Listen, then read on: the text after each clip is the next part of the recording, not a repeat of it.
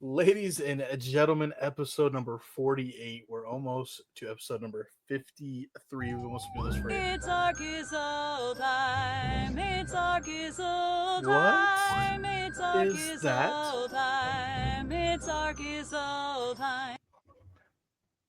What was that? What do you, dude? Hey, What was Kurt, that? you know what time it is? I have a sinking suspicion I It's know our what time Kizzle it. time. That's exactly what time I thought it was. What are we doing, dude? We're here to talk about the fact that your ex-girlfriend, the first love of your life, recently got married. Okay, two things. One, don't know how you know this information. Two, you know what? No, no twos, no threes, dude. You can make me beat myself up. You can make me put ketchup on my face to imitate blood, for all I care. You know what? We're not doing this. We're not doing this. We're done. I don't care. We're rolling the video. Roll the open video. Just roll it. Hit it. Hit it. Just hit it. It's You our hit it. Me hit it. Kizzle I don't care. time. I'll hit it. I'll hit it. We're done. Quiet on set. Places, everybody. And action.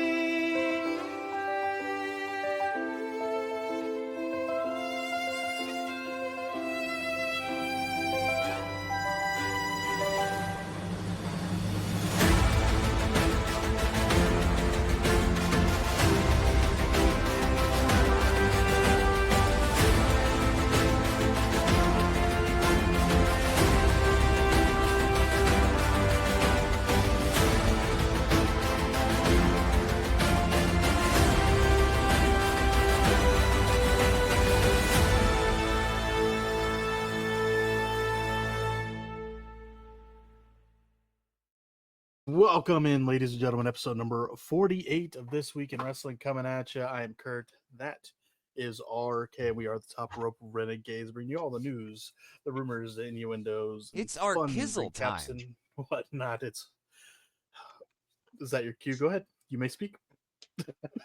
How's it going, Kurt? It's Sunday. It's time to fucking do this. Let's go. We are in to episode 48 here.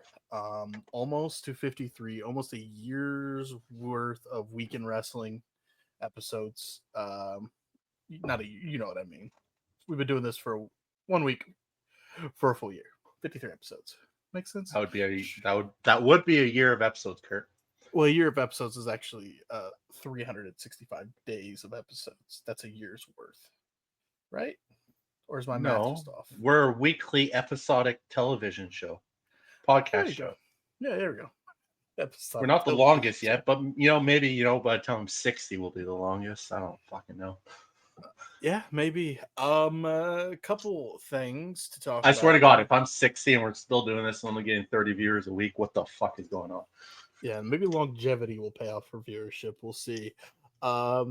A lot to get into actually right now as we speak. AEW Dynasty is taking place. It's currently on to my TV to the left. We weren't watching it. I just have it on just to update maybe throughout the show, just to say, here's what happened. Sakura Genesis took place. We haven't watched that.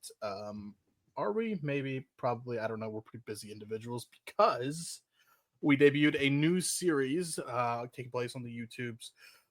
It's basically WWE, WCW, the highest rated episodes, 10 of them. We starting from number 10, the 10th highest rated, to number 1. We're watching one episode of WCW Nitro, one episode of Monday Night Raw, reviewing them and putting them out. just more of a throwback flash in the pan. So if you want to check that out, you can check that out right now on the YouTube channel. There is a playlist for it. And yeah, that is up and rocking. Looking forward. We're going to record episode 2 this week. And for those of you that have watched it, like that, thank you. And keep it up. RK, I know you were excited to go back and watch that stuff, and I was too. If you could pitch that video series to the people, what would you say?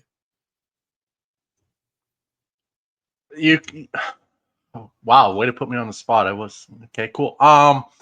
Way to pitch that. How would I pitch that? I would pitch it as the greatest era of wrestling. That if you have not seen anything from that era, go watch stuff from that era.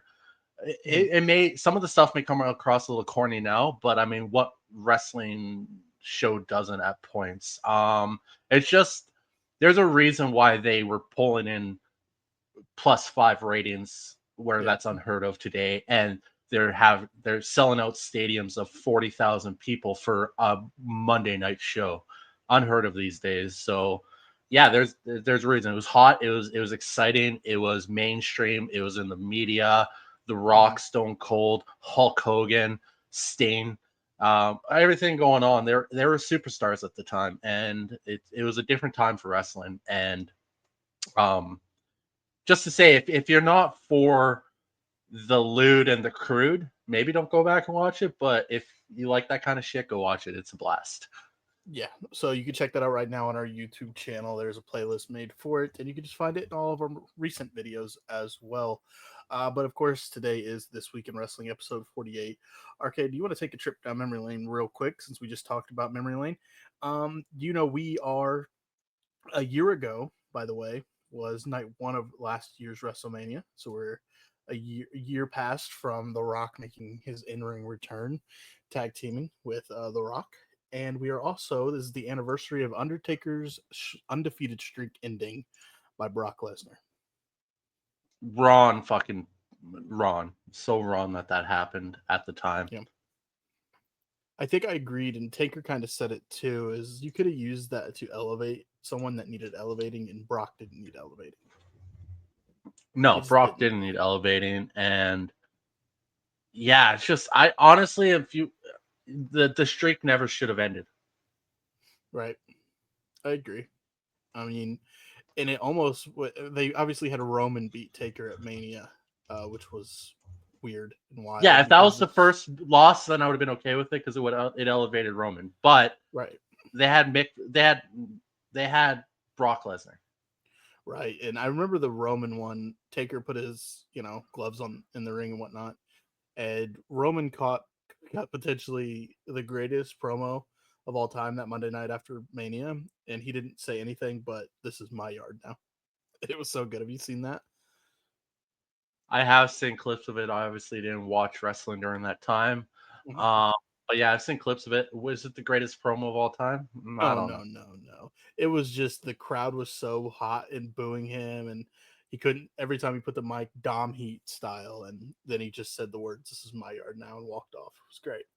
All right, man. Let's get into action then, shall we? Let's do it. Guess the wrestler. RK, you got your person picked out? I do. I do as well. I pulled it up on my phone this time. Probably should get my paper so I can keep track of how many times I talk, but we'll do it this way. Alrighty. I'm ready. Is this person currently active? No. Ooh, okay. All right. Is this person a male? Yes. Alrighty. All right, not active. Did this person retire in the 2020s? No. Did they retire in the 2010s? Yes. All right. So this person, I'm gonna go on a limb. I'll count this as a question. Was this person active in the 80s? No.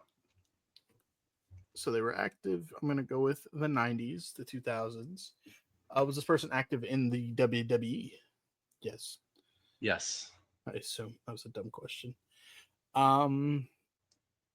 Okay, this is an off one here. Has this person appeared in AEW. Appeared? Yeah, not obviously had a match. We know that. Blah blah blah. But has this person appeared? Has he showed up on AEW television just to do something? I gotta find out because I don't know. No. All right. Okay. Wow. All right. Was this person the WW? Was this person the main champion at one point? Was he the champ? The main champ, the WWF The champion. champ? Yes. We'll call it the WWF champion. What's funny is that could be a lot of freaking people. Retired in the 2010s, huh? Is this person currently in an active role with WWE? No. I think you knew what I meant by that. All right, question 10. I'm kind of flying through these. Oh shit. This is tough with these retired guys. Retired in the 2010s. Is this person a Hall of Famer? Yes. Does that help me? Not really. Shit. Was this person a part of a main faction of some sort? A main faction? No. I was mainly like the Horsemen and all that. No. Holy shit. I'm not getting this today. I'm not gonna get this probably. WWF champion. Retired in the 2010s. Hall of Famer. Probably burning the question. Was this person a multi-time WWF World Champion? Yep. Who held that shit many times? When did he retire? No. Not on screen. Or not in an active role. He's just chilling at home, huh? Just chilling at the crib. Was that a question? No. Is this Stone Cold? No.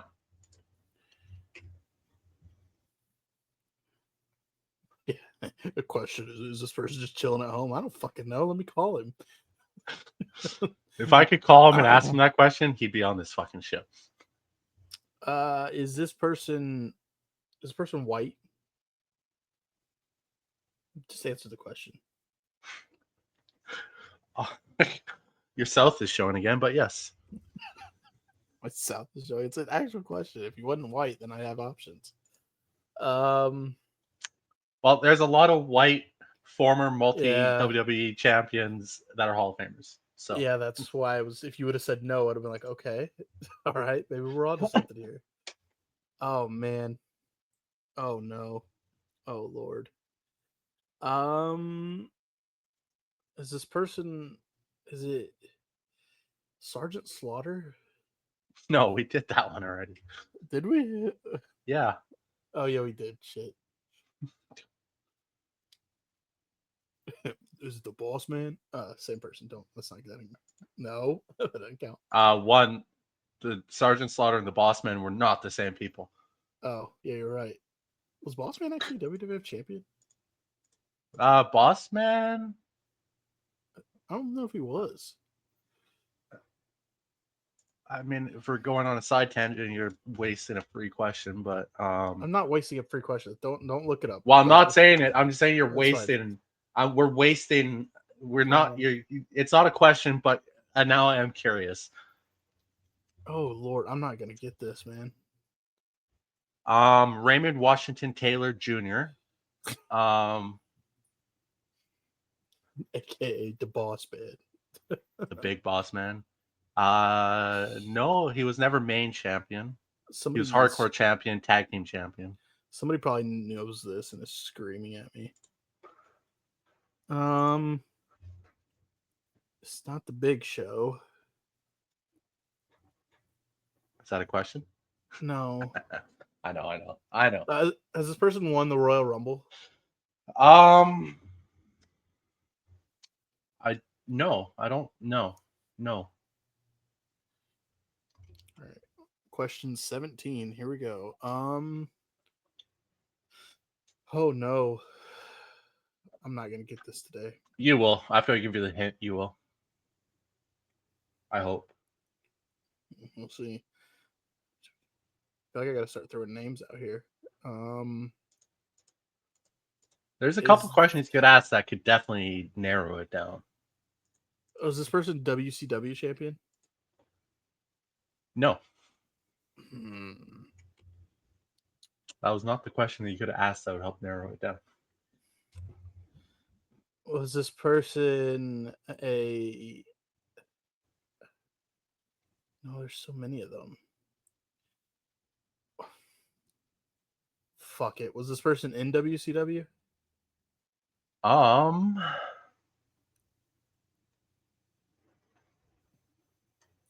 He, yes, I think he was for a little bit, anyways. Let me find, where is it in this fucking list here? I'm pretty sure he was. I'm going to give you the hint of the century, and yes, he was. This is a waste here. Is he alive? Yes. Fuck. All right. Well, You're on. give me the hint. Some would say he is a hardcore legend. Some would say he is a hardcore legend. Mick Foley? Yep. Okay. Mick Foley retired? Yeah, he hasn't done anything. He hasn't done anything since 2017 when he was GM. Isn't he out here just talking about doing one more match or something? Yeah, but he hasn't done anything since 2017. I'm not saying that counts. I'm not saying that counts at all. I'm just saying. 1 second. I gotta refresh my screen here. I wanted to mess up, and just because I want to pull up this person's cage match and see when their last match was, kind of just get around. I shouldn't have said that out loud. You did though, so that already answers a couple of questions. Yeah, go for it, man. What you got? Is this wrestler active? No. Okay. Male? Yes. Was he in WWE? Yeah. Not active. Male. Has this wrestler ever wrestled in AEW?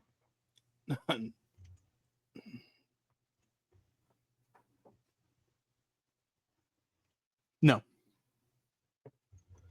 Is this wrestler a Hall of Famer? Oh yeah. Oh yeah. Oh yeah.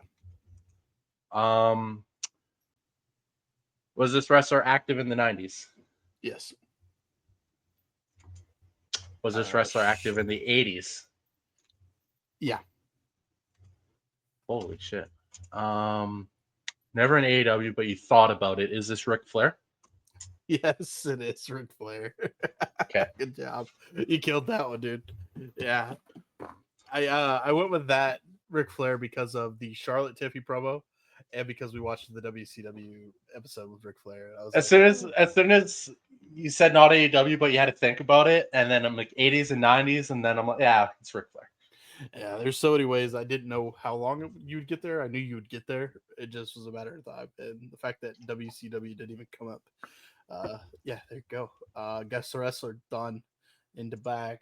I fucking killed it this week. Killed it. 7 questions, I think, is what I got. 7 questions. Yeah. Well, okay, I think you know what time it is. I think you know what time it is, my friend. Is it time for the... It's the hit piece. It's the hit piece. It's the hit piece. Oh, oh. Oh, what is that? What are we doing? I don't know, man. Today?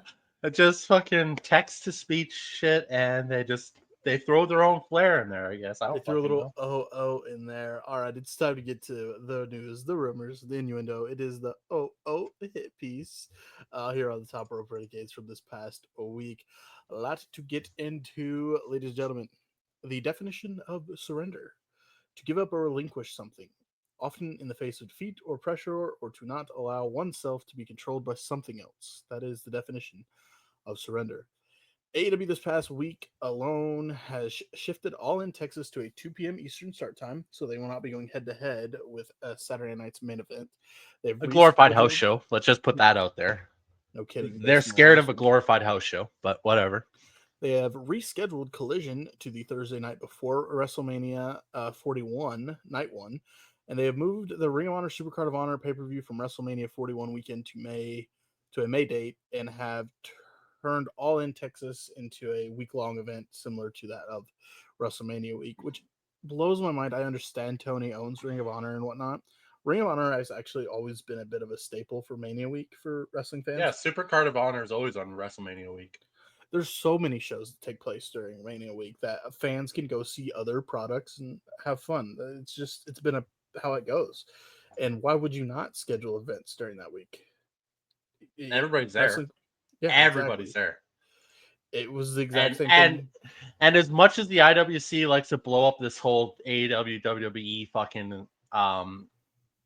fucking battle, if I'm in Las Vegas or wherever for WrestleMania weekend and Ring of Honor is going on a Friday night or some shit, I'm gonna go see it. Why the fuck not? It's a cheaper ticket than maybe seeing SmackDown.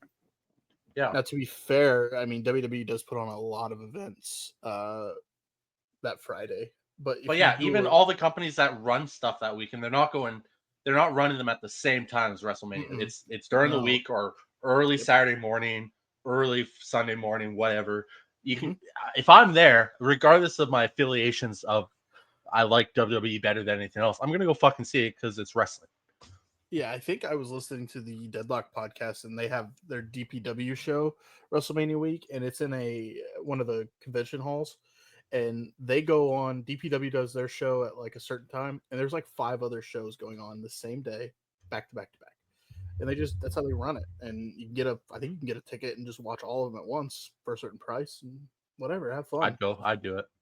Even when I was downtown for the Royal Rumble, there was people promoting, "Hey, come over." Royal Rumble was Saturday. They're like, "Hey, tomorrow, Sunday here in Indy, we got shows going on here, here, and here. Come see it." I'm like, "Yeah," and that's Royal Rumble, a lesser version of what Mania Week brings to a city. So, yeah, whatever, Tony Khan. I don't agree with that at all. Terrible decision. Currently, AEW Dynasty update, RK. Adam Cole, Daniel Garcia going at it right now. Just a cool update. I'm gonna do that throughout the show, so hope you enjoy. One of the best promos in AEW. Mike Bailey says Ricochet is one of the best promos in AEW. He's done a really, really good job of talking about his character work, right? The new persona has developed and how that really helped him stand out as a wrestler. I think he is right now one of the best promos in AEW. One of the promos I can't wait to hear from him is how unfair it was that he lost to Speedball Mike Bailey because I kicked too hard. So how much is Tony Khan really paying Mike Bailey to say that, and other people as well? Because there's a comment we're going to get to from Will Ospreay, I assume. Ricochet has never had best promo attached to his name, ever. Nope, ever. Nope. Not once in the history of wrestling has Ricochet had best promo attached to his name. So, yeah, okay, sure, why not? Yeah, we're going to talk about the Ospreay stuff in a second after we get through this AW and HBO Max thing here. So this is what he heard. Tony Khan, during an AW Dynasty presser, told John Alba that AW Max numbers are kept close to the vest, but everything he's heard in the BJ Bethel tweets report regarding Max viewership is consistent. It's consistent with what he's heard. I'm sorry, what he heard. So yeah, there was a tweet by this BJ Bethel guy that put out these numbers. And I think, what were they saying, like million or 500,000 or something like that? 80% of their TV viewership, which would be roughly 500, maybe a little less, 450. Max is notorious for keeping numbers secret from even the companies it airs, but to just come out and say what he heard, just say we don't even get those numbers, so it may or may not be true. Yeah, no, it's wild, and everybody's like going, "Oh, why is everybody latching onto this?" It's what's reported. It's like it's one dude that reported something that he may or may not have heard. Dave Meltzer even said this, and it's wild that Dave Meltzer said this. He said about the news is that he's skeptical that this is in any way compares to the Nielsen viewing number. He claims that Max keeps its numbers to themselves. Nobody at AEW knows the actual numbers. Top execs at Warner Brothers, ad buyers, etc. They don't know. The NBA and the NHL don't know their fucking numbers either. Max does not share their numbers even with the companies as heirs. So for some guy that was the first to break the news of the Max and AEW deal, comes out and says this, and that's his claim to fame, that he broke one piece of news that was right, so this has to be right, is ridiculous. Even Dave Meltzer, the notorious AEW supporter, has shares in the fucking company, says that I don't even believe that that report is true. If Dave is coming out saying something quote unquote close to negative about AEW, yeah, I believe Dave for some reason. All right. Well, with that being said, But that's the hey, headlines. that being said, to save us the hassle of possibly hearing from fucking AEW marks that we just refuse to like that AEW is succeeding. Hey, if the numbers are good, true, awesome, fantastic, good for them. But I mean, for them to double their viewership because they got a streaming deal, where'd Yeah. these fans come from all of a sudden? Right. It's not like I agree. AEW is just magically a new fucking company and Mhm. that because they're on a streaming service, they doubled their viewership. Get the fuck out of here. But All right, hey, if now the numbers are true, good for them. Bravo. Good job. competition's sweet. I think we both said it watching the WCW WWF programming. Without AEW, maybe we don't get this WWE product we've gotten. They poked the bear, and WWE's on fire. And yeah, it's good to see. And also, some would say that Vince McMahon no longer being on the helm helped WWE as well. So there's levels to it. With that being said, that is the headlines. It's time for RK to do what he does best and break it all down. Ladies and gentlemen, It's our Kizzle time. take it away. You're not allowed to use those. Old wrestlers need to stop talking. Seriously. AEW Dynasty update. Adam Cole is your new TNT champion. He defeats Daniel Garcia. No one cares. Old wrestlers need to stop talking. I'm sorry, some of these guys are out to lunch on what they say, but Bret Hart is a legend, so he can say whatever he wants. Bret Hart on the current state of wrestling. He was on the Ariel Helwani show recently, and he said, I find in a lot of wrestlers, and I won't necessarily name anybody, but I find that the wrestlers are more actors pretending to be wrestlers today than actual wrestlers. He's not entirely wrong there. No. I miss the ruggedness of the characters. I think that's why I still think the 90s was the best era of wrestling. You're going to say that because you're from then, but okay. I find that today's wrestling, it's a little bit more about promos and your character on TV and not so much your work rate. I like guys that throw back a little bit more to the work rate. Roman Reigns is a guy that I think tries really hard to earn the respect of my generation. Last time I checked, Roman Reigns' work rate isn't exactly high. No. But then he goes on to say AEW, I find that they're mostly actors trying to pretend to be wrestlers. Get on with the real wrestling and just quit acting so much. That's the most wildest line out of the whole thing is the fact that he says, no, AEW is actually probably more wrestlers than actors. And because But that's their kind of acting their thing. skills are so bad. Yeah, but I just get on with the real wrestling. If anything, AEW does put on more wrestling than the WWE. So that line alone is a little wild. But he is Bret Hart. He can say whatever he wants. But I mean, old wrestlers just need to stop talking sometimes. The way I look at it, Brett said that because maybe the quote unquote acting he's seen from AEW wrestlers is not good. He's right. They should just focus on wrestling in AEW for sure because they're better than that than sitting here cutting promos. Someone needs to check on Tony Khan because WWE is taking shots. They literally had 5 references to AEW in 1 week. CM Punk with the I work with children line. Sean Spears, in case it doesn't work out here, you can always go back. Never mind. We both know you've burned every bridge, don't we? CM Punk walking by and smirking at Drew McIntyre going through a car windshield. Cody Rhodes saying, I got booed in a company I created. And John Cena going, I make empire for billionaires. And all you've ever done is steal money from their kids. What a fucking line, dude. That line. Oh wow, yeah. Okay. I mean, they can take shots if they want. You said it earlier. You're okay if they want to take shots back and forth. That's fine. But 100%. Take shots all day long. AEW started this thing because WWE didn't even fucking care. And then back when AEW was hot, they were taking shots left and right. yes, they were. They AW started this whole thing. Dynasty. And AW Vince Dynasty. McMahon, it was in his own bubble and didn't give a fuck. But Triple H, he has his finger on the pulse. He's like, hey, they want to take shots? That's We'll take true, dude. shots. That's true. Vince didn't give a shit about anything but his product and his show. Yeah.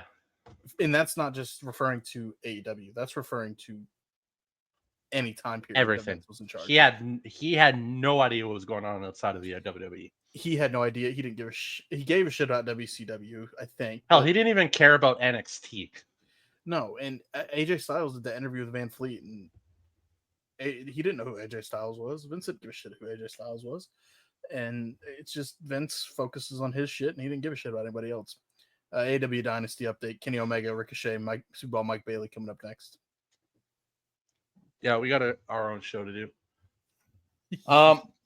The IWC is It's up Kenny in arms Omega, though. It's about Kenny Omega. WWE and Netflix changing the holy shit chants to this is awesome chants in the tag team ladder match at WrestleMania 40 replay on Netflix. One, it is rated PG, so what happens live happens, but after the fact, they are going to edit it to keep that PG rating. And two, whether it was adding chants or changing chants or whatever, it was a WrestleMania from nearly 2 years ago on a scripted show. Is this what we are complaining about now from something from 2 years ago? AEW should probably take notes. So when Mercedes Moné announces she is entering the Owen Cup, it's not fucking crickets in the arena. Yeah. Also, Kurt, side note, in case you didn't know, the Big Bang Theory, they had a laugh track. So did Friends, I think. Yeah. Or no, Seinfeld. Friends? Yeah, laugh tracks are a thing. It's just how it goes. And we're mad about them changing holy shit to this is awesome. It's not like they took a segment where say Roman Reigns was supposed to be getting cheered and he was getting booed and they changed it to cheers, which I don't know if they did. They may have. But does it matter though? Why does it matter? It shouldn't matter. That's just people wanting to be up in arms about something.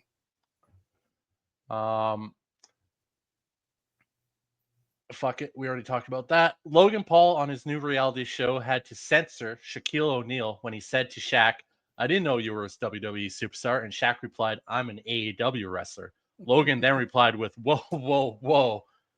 You want to be first or last? Listen, people hate Logan, love Logan. He knows what he's doing. He's got it figured out, man. Which is just wild because he had to censor it because of his WWE deal and it's his reality show on Max, but whatever. He had to censor it because he is a WWE superstar. But the fact that he took a shot in there at the same time is just hilarious. What was the clip I saw from a show that was on Max? I think it was, I don't know what show it was. And it was like the grandma or the mom was talking to her son. And she was like, talking about Roman Reigns. She's like, if Roman Reigns gets on that AEW, I want to be the first to see him. And the dude was like, yes, mom, you can see my ex-boyfriend or something like that. It was on a Max show, and I was like, okay. It is said that there's frustration within WWE regarding SmackDown being 3 hours, as there is apparently creative fatigue. It is expected to go back to a 2-hour show after WrestleMania, apparently sometime in June. Please hurry up. Hey, SmackDown was better this week. SmackDown was better this week. But they generally do not put on great 3-hour shows. TNA Plus had its subscriber count double in the past year. It is reported that a lot of that is due to contributions from members of the marketing team who were recently fired from the company. Okay, interesting. It is said that Drew McIntyre legitimately had to get something removed from his eye after the car spot on SmackDown last week, but it was noted that it was not glass. Good. New Japan Pro Wrestling wanted to keep Kevin Knight when his deal expired in January, but was always expected he would sign a deal in the States. He did have a tryout at the Performance Center. WWE was interested, but AEW's money offer was significantly higher than New Japan and WWE offered him. Yeah, he just had his match with Will Ospreay on AEW Dynasty, and guess what? He lost. He lost. Triple H told BBC Newsbeat that Netflix has no creative control over the on-screen product with Raw and only has input on things like how long the show is and when it airs. Okay. All right. I mean, I guess that makes sense. That might lead to why they're just doing a 2.5-hour show. Maybe Netflix is like, I think that's a good spot.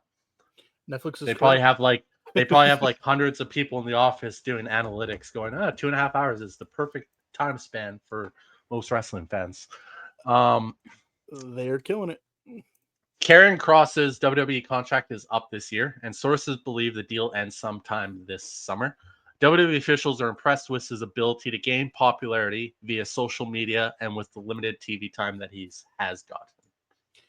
I expect post Mania Karrion Kross to get a good showing. He recently talked about something along the lines of how he wants to be a main villain for the Wyatt Six. So, well, yeah, there's the draft you said probably coming up, but the draft doesn't matter. So if you wanted to go over It there, doesn't. you could.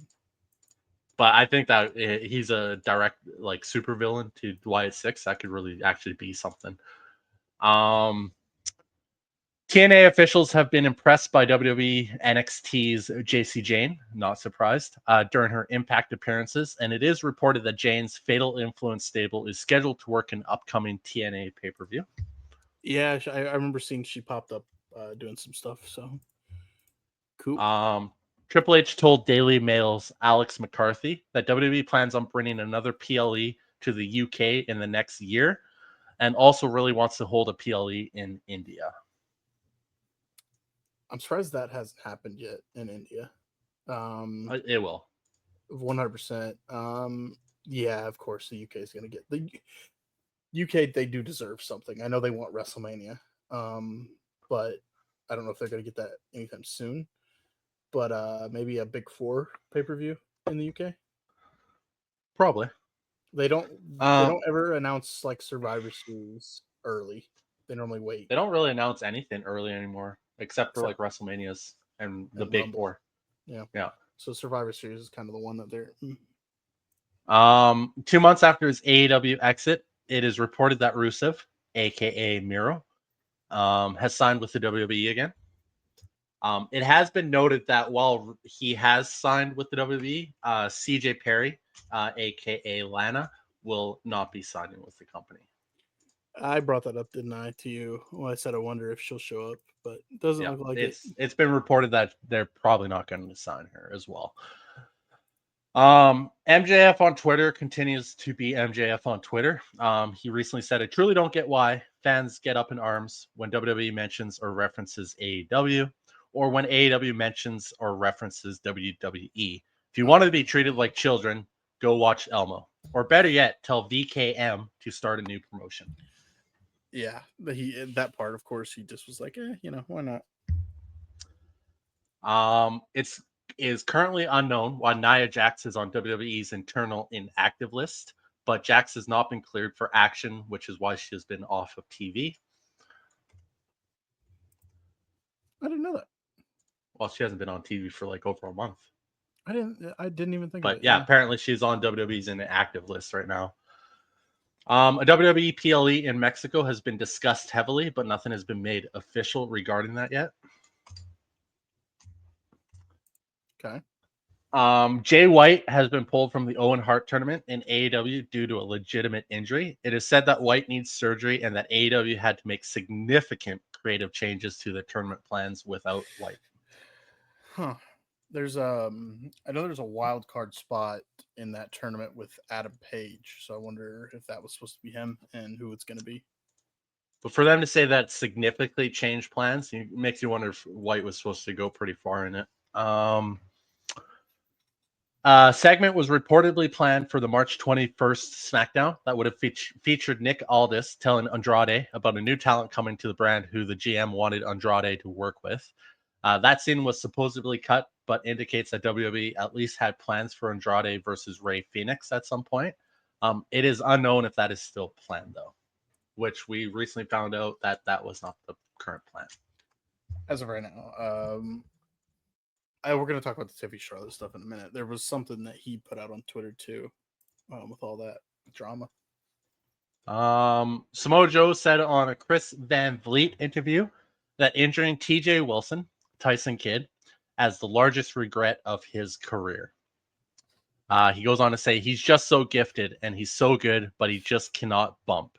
And that's the thing when you have an injury like what TJ had, where it's a C1 injury. And not everybody's familiar with what a C1 injury is, but it is where TJ broke his neck was at the base of his brain. So it's where like the brain and the spinal cord meet. So it's very, very vulnerable area. And the actual medical term for that injury is called the Heyman fracture. So when people say, "Oh, TJ, we want to see you get back in the ring," and they see that he's very healthy and is in very great shape, but because he had a C1 injury with a C1 C2 fusion, he just can't take a bump, and he has to be very careful. So he can't ever come back to the wrestling. I mean, he can do stuff, he can do plenty of stuff, but he just can't take a bump. It'd be really dangerous. So to this day, that probably remains the largest regret of my career that has happened. Isn't TJP? I think I read he's a free agent now. I don't know if you have that. TJP, news. were you even listening to me? Or are you talking about Tyson TJ Kidd? Wilson, Tyson Kidd. Sorry. That's what threw me off. I was just TJP was in my head for some reason. Okay, well, Kurt doesn't listen to me, but continue on. It is reported that Orange Cassidy is sidelined with an injury, with it suspected to be a torn pec. That sucks. It does, but Orange Cassidy. Fair. It is reported that WWE Night of Champions (PLE) will be held in Saudi Arabia on Saturday, June 28th, and WWE Evolution 2 will follow 2 weeks later on July 5th. Okay. It is rumored that the Tiffany, Stratton, and Charlotte Flair segment from SmackDown this week went way off the plan. What is that plan? Trying to turn it off. Sorry, my friend.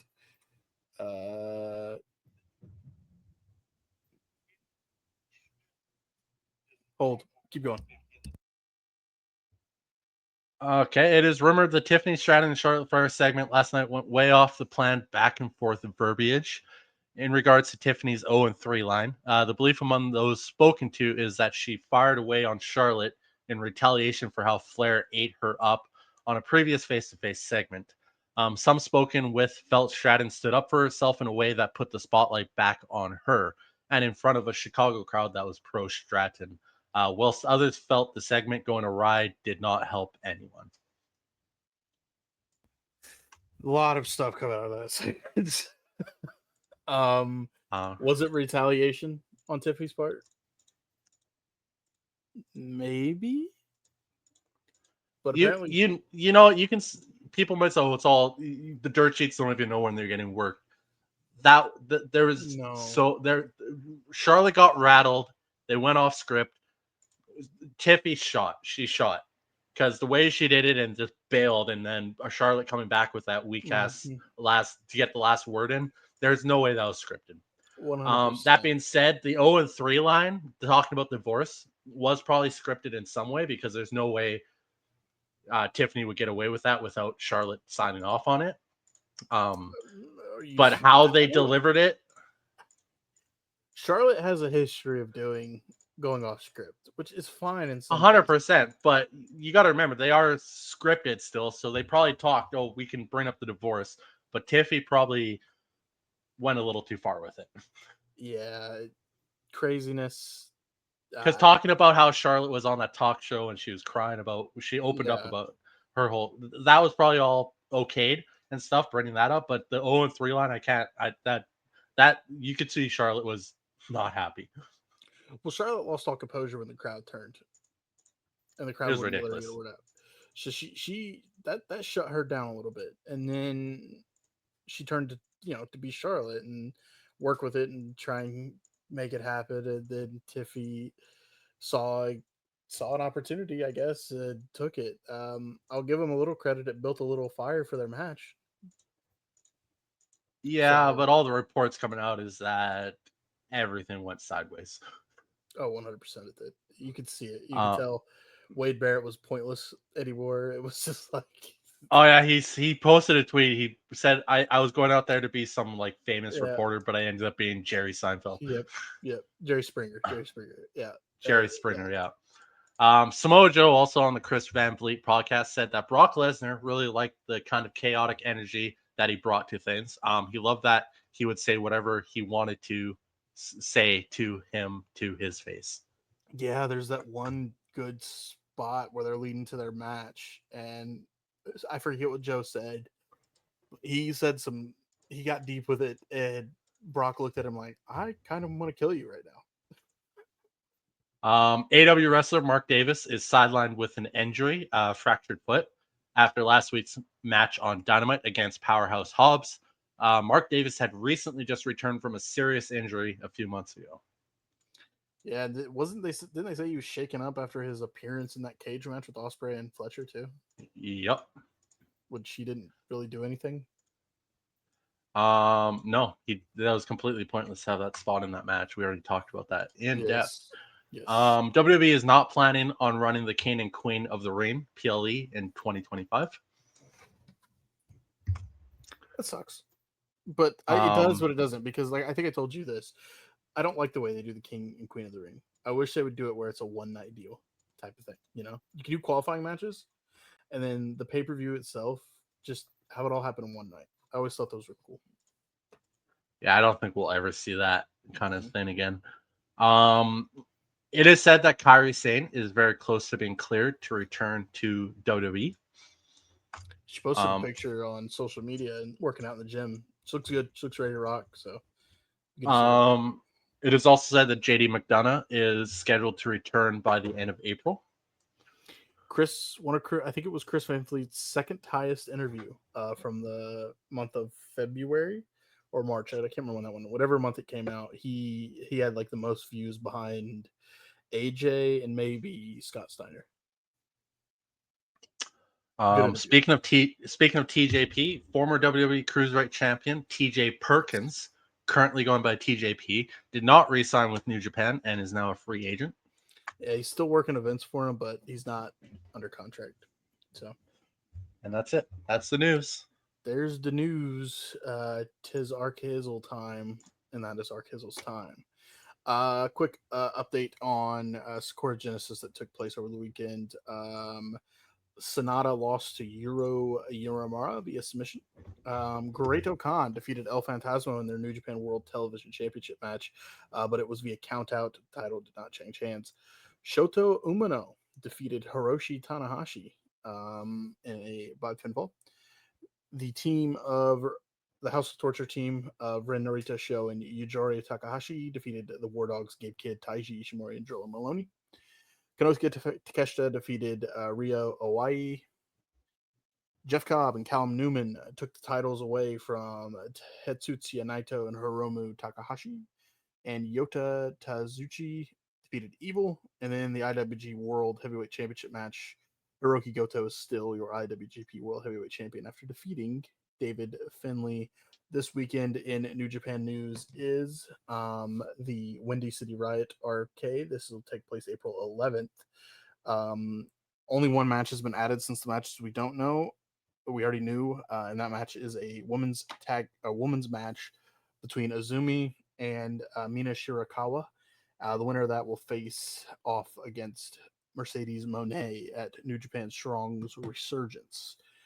Other than that, Arcade, that's all I got update schedule-wise for you. Jose the Assistant.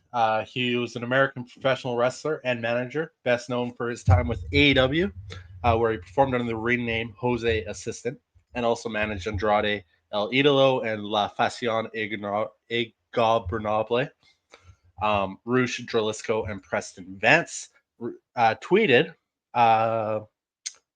What did he tweet? I just saved it and I lost it. He tweeted about Rush. He said, Rush 007, 0 title shots, 0 pay-per-view matches, 7 matches a year.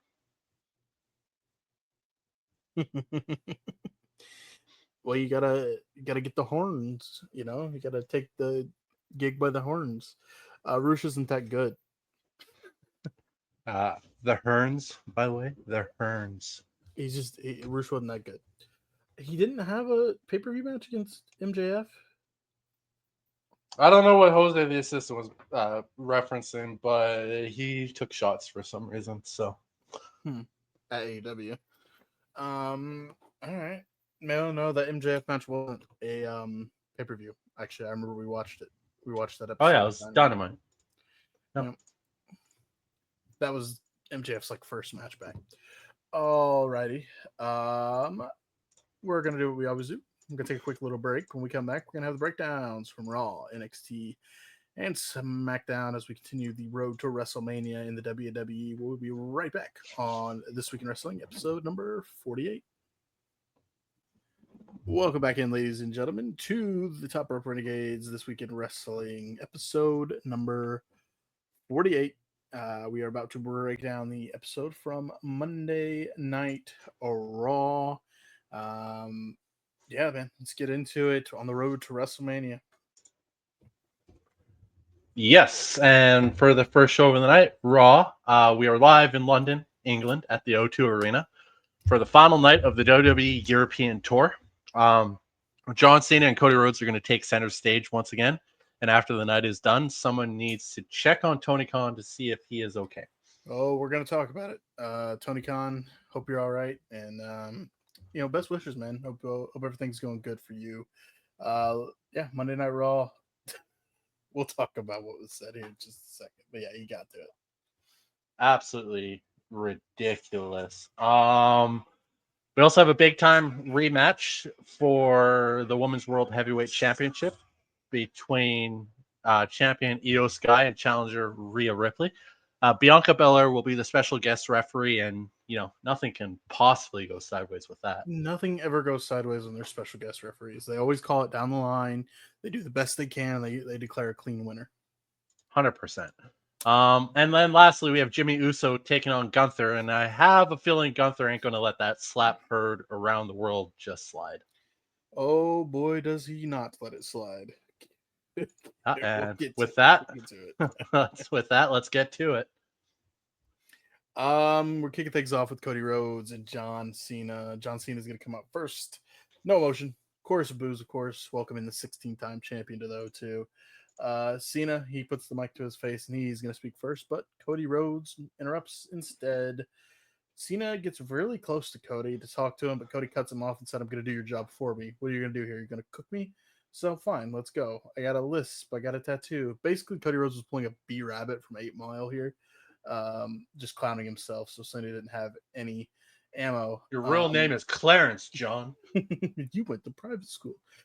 So Superman is really dead, huh? He says for 2 weeks you've lied to these people and all that. We used to ride together, John. I know you cared about me and these people. So John, just why? Why, John? John takes a breath and he says, "I'm not going to punch down to your level. I'm not going to cook you. No. I'm going to bury you. I don't bury talent like they say. I am talent." And so I wrote on my script, copy the transcript, because there's a lot that gets said here that I just couldn't keep up with it. So let's get into it. So he says Cody Rhodes thinks he found the blueprints to run the kingdom for years. Cody set by Cena's side and learned from him. He was just Cody's chauffeur. Now he's trying to do it himself. Now he relies on cheap gimmicks like having fans chant his name to get by, and that Cody Rhodes is the Pied Piper, and he uses cheap tricks CEO to get people to follow him. And then all we get let me just cut you off there. The fact that John Cena said that line and the fucking crowd started chanting his Cody Rhodes name, it's just like, you guys aren't fucking helping right now. John Cena on the mic. You said it while we were watching it. Can't wait for John Cena and CM Punk to go head to head again. Simple as that. Put them in the ring together. Give them a mic and let's make magic. So Cena says, so all we get every week is a mixture of wrestlers you looked up to and every TV show you've ever loved. And then he says, and you come out here and you act like a 16-year-old taking classes taking classes to do this and what was classes? I didn't write this part down. Acting classes. Acting classes. A 16-year-old taking acting classes who is still scared of public speaking. I said, oh shit. Oh, Cena. Cena says he hates seeing a pathetic Nepo baby carrying that title when he had his gimmick tattooed on his neck. That Cody is nothing but a common fan who can go buy the Fanatics toy title and be the people's champion. It's a little bit of a nice touch of Cena calling out Cody for doing the same thing as The Rock, who, whatever, got Cena to turn. Just a little cheap thing there. Rhodes says the difference is the people chose him, just like one man chose Cena, but we don't talk about him anymore. We get a That line was good. ooh, That line was good. ooh. The reality is that John Cena has more dick in his promo than he does in his jorts, and he hangs out with Zac Efron and wishes he was 16 still. Which John Efron did the movie 17 again. I don't know where. I don't know if that's what that was referencing, but Yeah, I didn't get what that reference was. Sure, Cody left his own company, but Cena didn't even clean up his room before he went to Hollywood. There are two of them in this ring right now, and just between us, John, which one of us sold out to The Rock? He says, John, you're still my hero, but you're also a piece of shit. Cena says, well, there it is. Cody's mind is full of feces, just like these people, and not facts. He's sold out because no one is worthy of following him. After all these years, he still finds ways to make things great, including Cody Rhodes. Cena says, this is the line that we need to check on Tony Khan about. I make empires for billionaires. All you've ever done is steal money from their kids. Is he good? Did you call Tony Khan? Did you check on him? I mean, he could have been referencing Stephanie and Shane, I guess.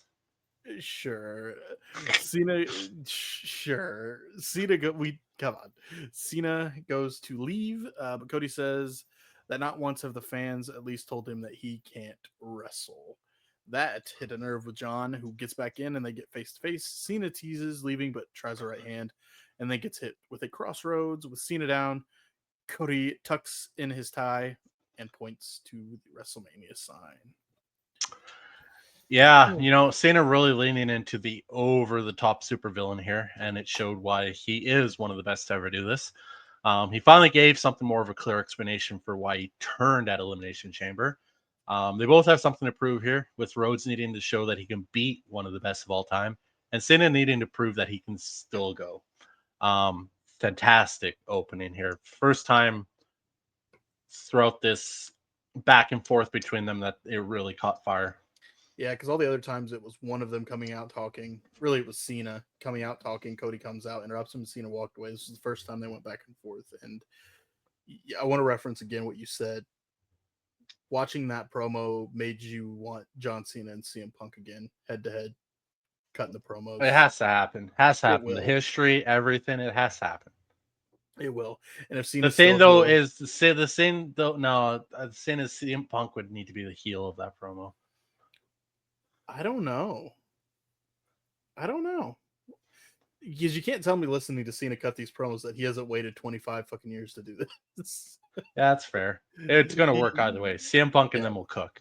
Yeah, they'll figure it out. Alrighty, post all this, we got a 3-man booth tonight. Michael Cole, Pat McAfee, and Wade Barrett, because they're in Wade's country and Wade's been hanging out with them.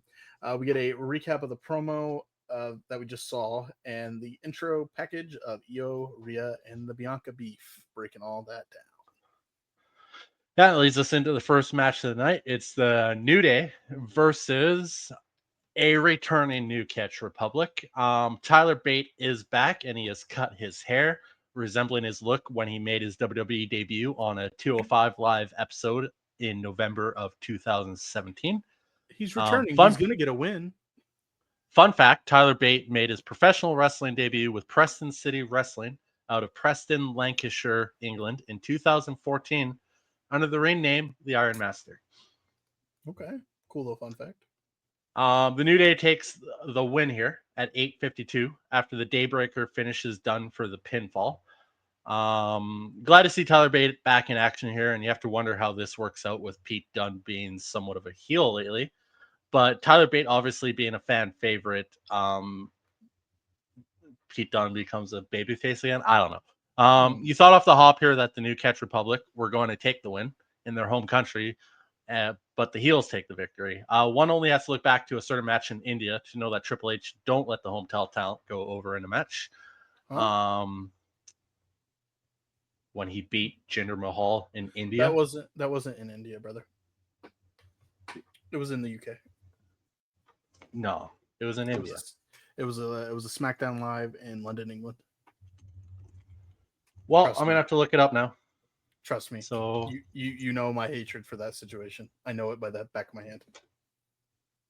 WWE Live India, December 19th, 2017.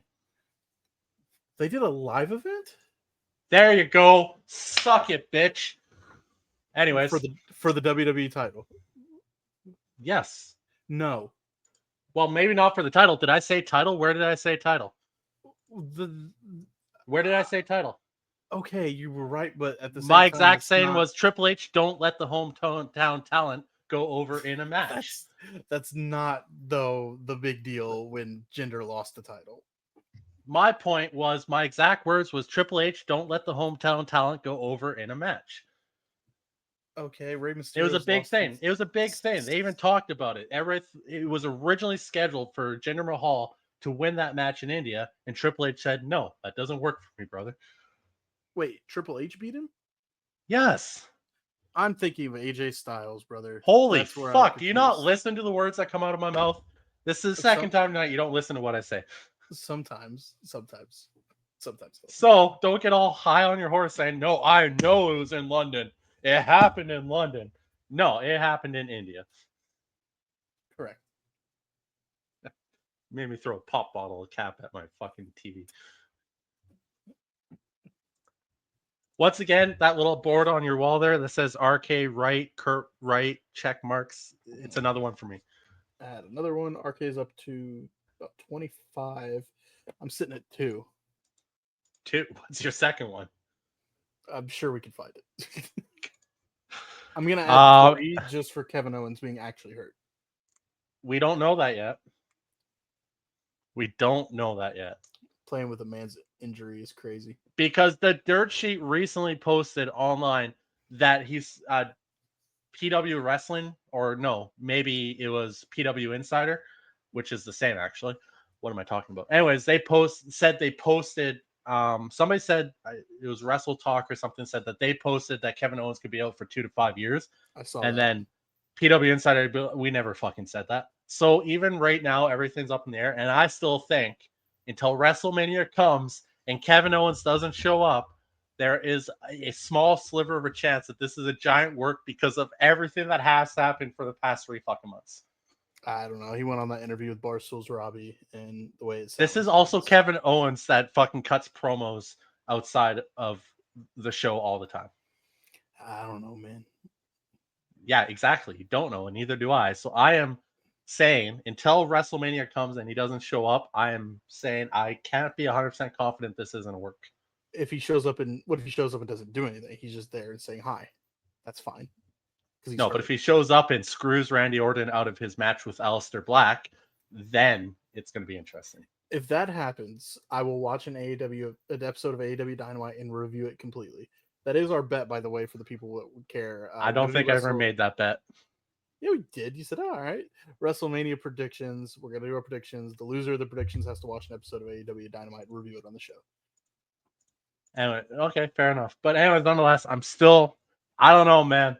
A neck injury out of the blue when he's been fucking pile driving people left and right. I don't know. It just seems wild. It is very ironic. Yeah. But just think of the giant work that it could be. If it does happen, everybody was worked. But if it turns out that he's actually injured, then fuck, that sucks. But I just don't believe it right now. I just can't. Kenny Omega just hit a one-winged angel off the top rope on Ricochet. Okay. AEW Dynasty update. Kenny Omega retains the title. Well, of course he does. It was against Ricochet and Mike Bailey. Anyway, still wondering where this whole New Day thing goes, but the only payoff that will make any sense is for Big E to be involved. We'll see, man. Post-match, the New Day says they want a title shot. So here are the War Raiders to say, come and get it. War.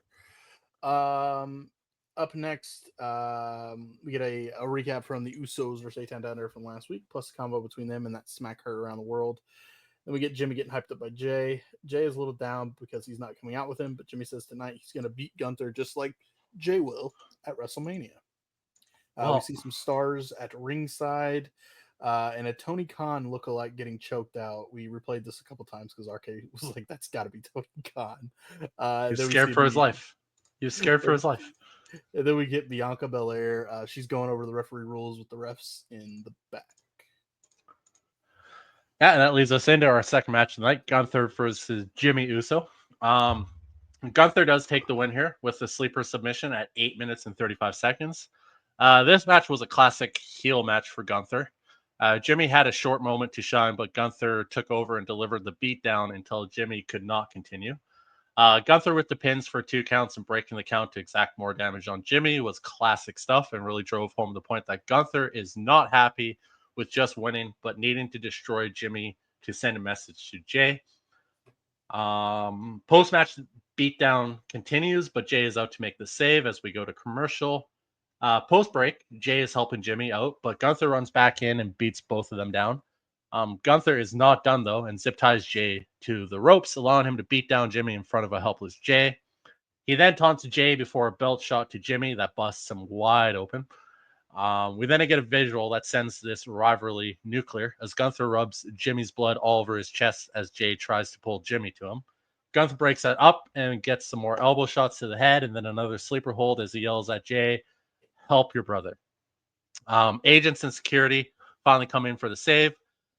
This was absolute pure old school heel shit from Gunther, and a moment that shows when color is used sparingly, it adds so much to a segment. Yeah, you talked about that before we went on when we started recording. As you said, you were talking about the bleeding, and it worked so well with this situation. It made it even bigger than it was already. And is there a world where Gunther walks out of Mania still champion? Yeah, maybe. I don't think so, but this segment was wild, man. Let's move forward then. CM Punk. I think Gunther could. I'm like There's a 90% chance. Jay, 10% Gunther.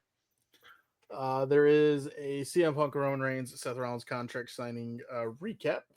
We get to see the Judgment Day backstage after we get an IC title recap from the week prior and all those shenanigans.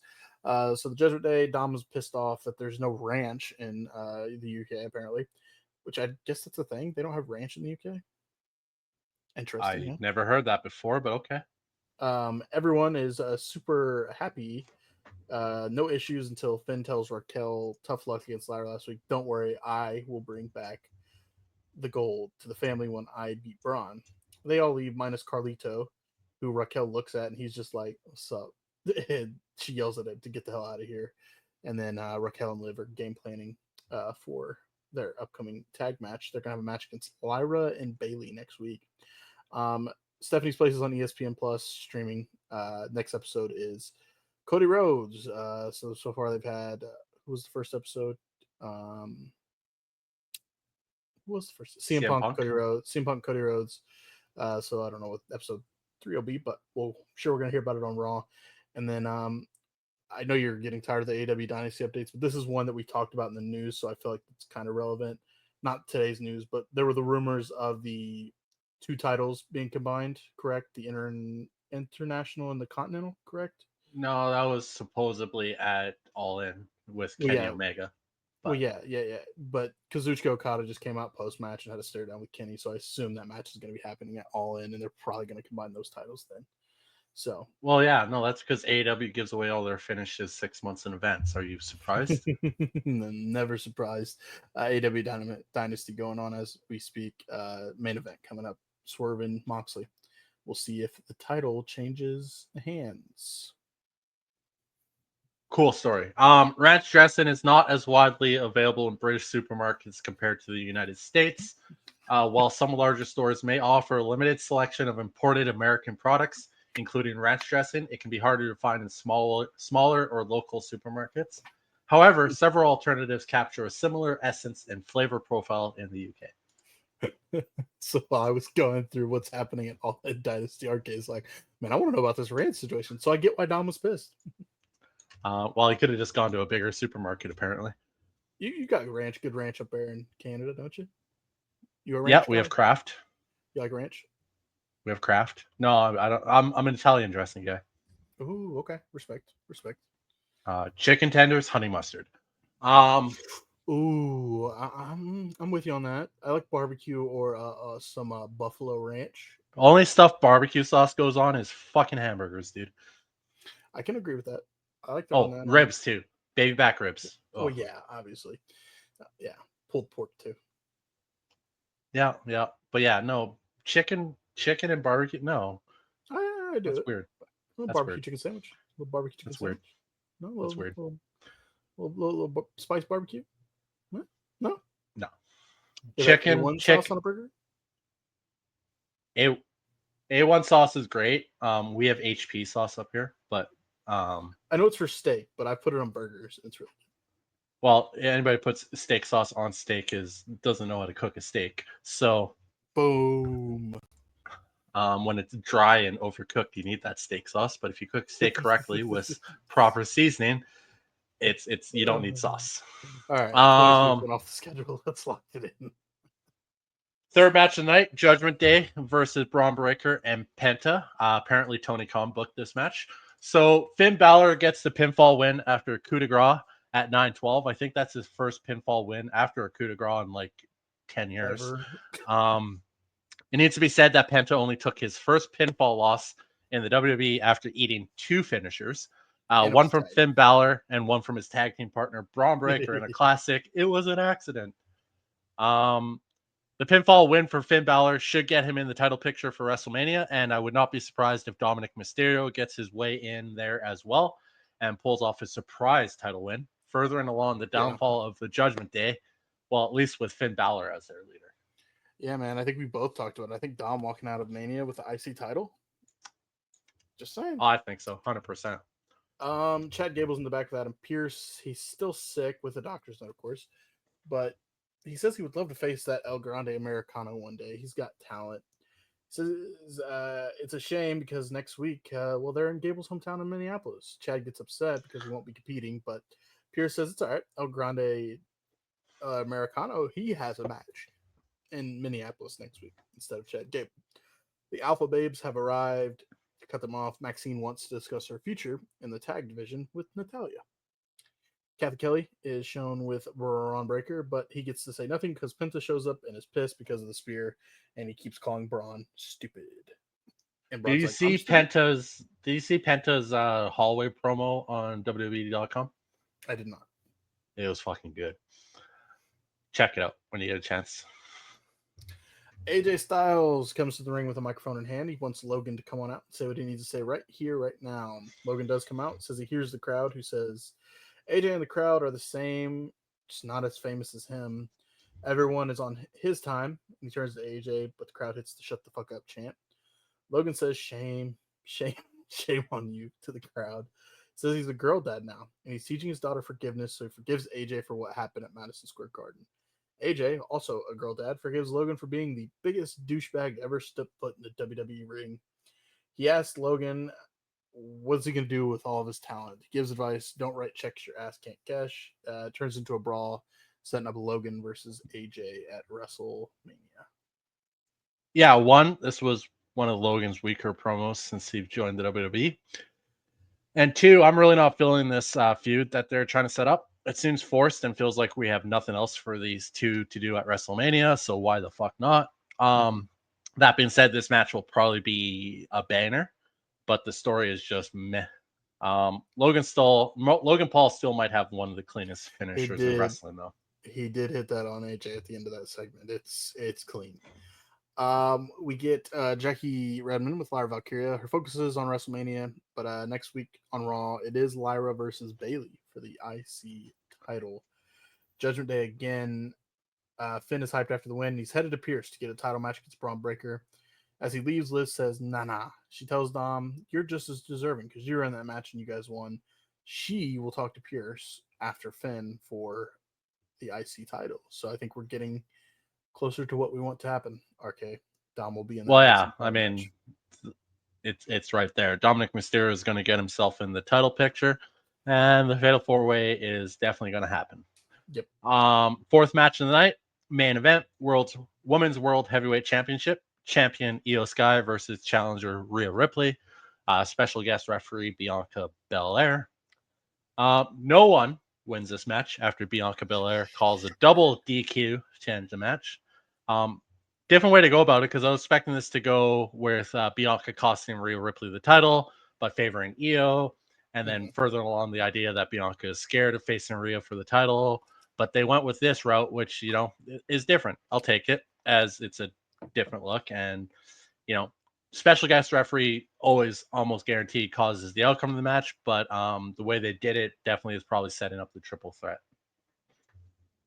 And then, post-match to end the show, they brawl out with Rhea standing tall with the title in hand.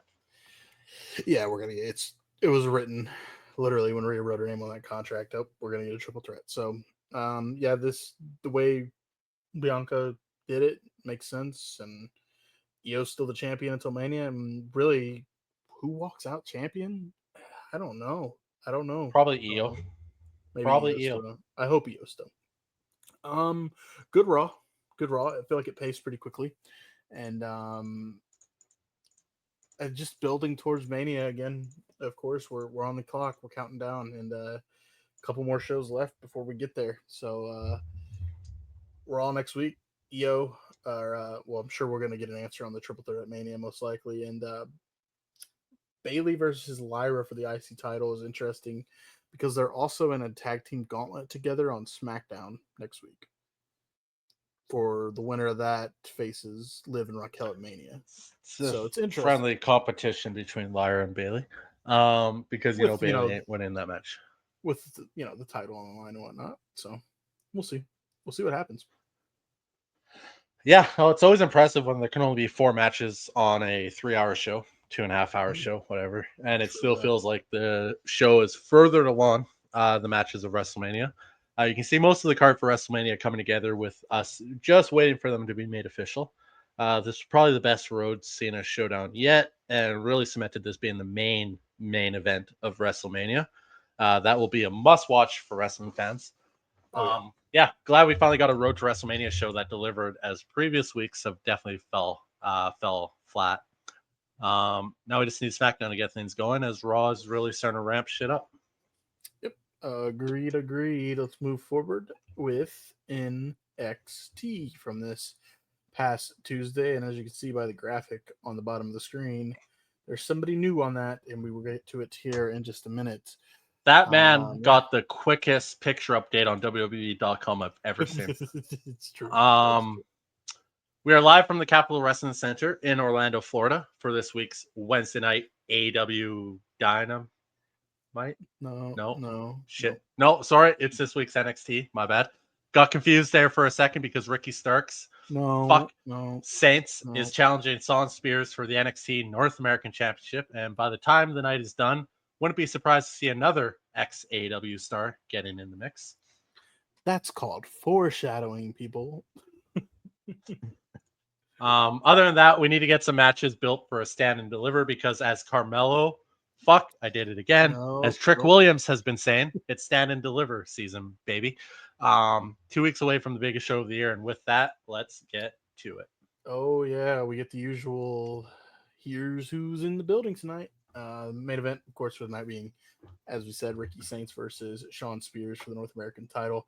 The double champ La Primera, Stephanie Vaquer, is going to kick us off with Ava in the ring. Ava puts, Stephanie over on the mic, so she's done all she, as I've been asked of, and this is a great champion. Ava says her and Stephanie have agreed, though, for her to relinquish the North American title, and there will be a new champion crowned at Stand and Deliver in a 6-woman ladder match. This is what they did last year to crown the inaugural champion, so we're running it back. Stephanie says, that whole segment definitely tells you that Julia is actually injured. She appeared and was in action on a house show.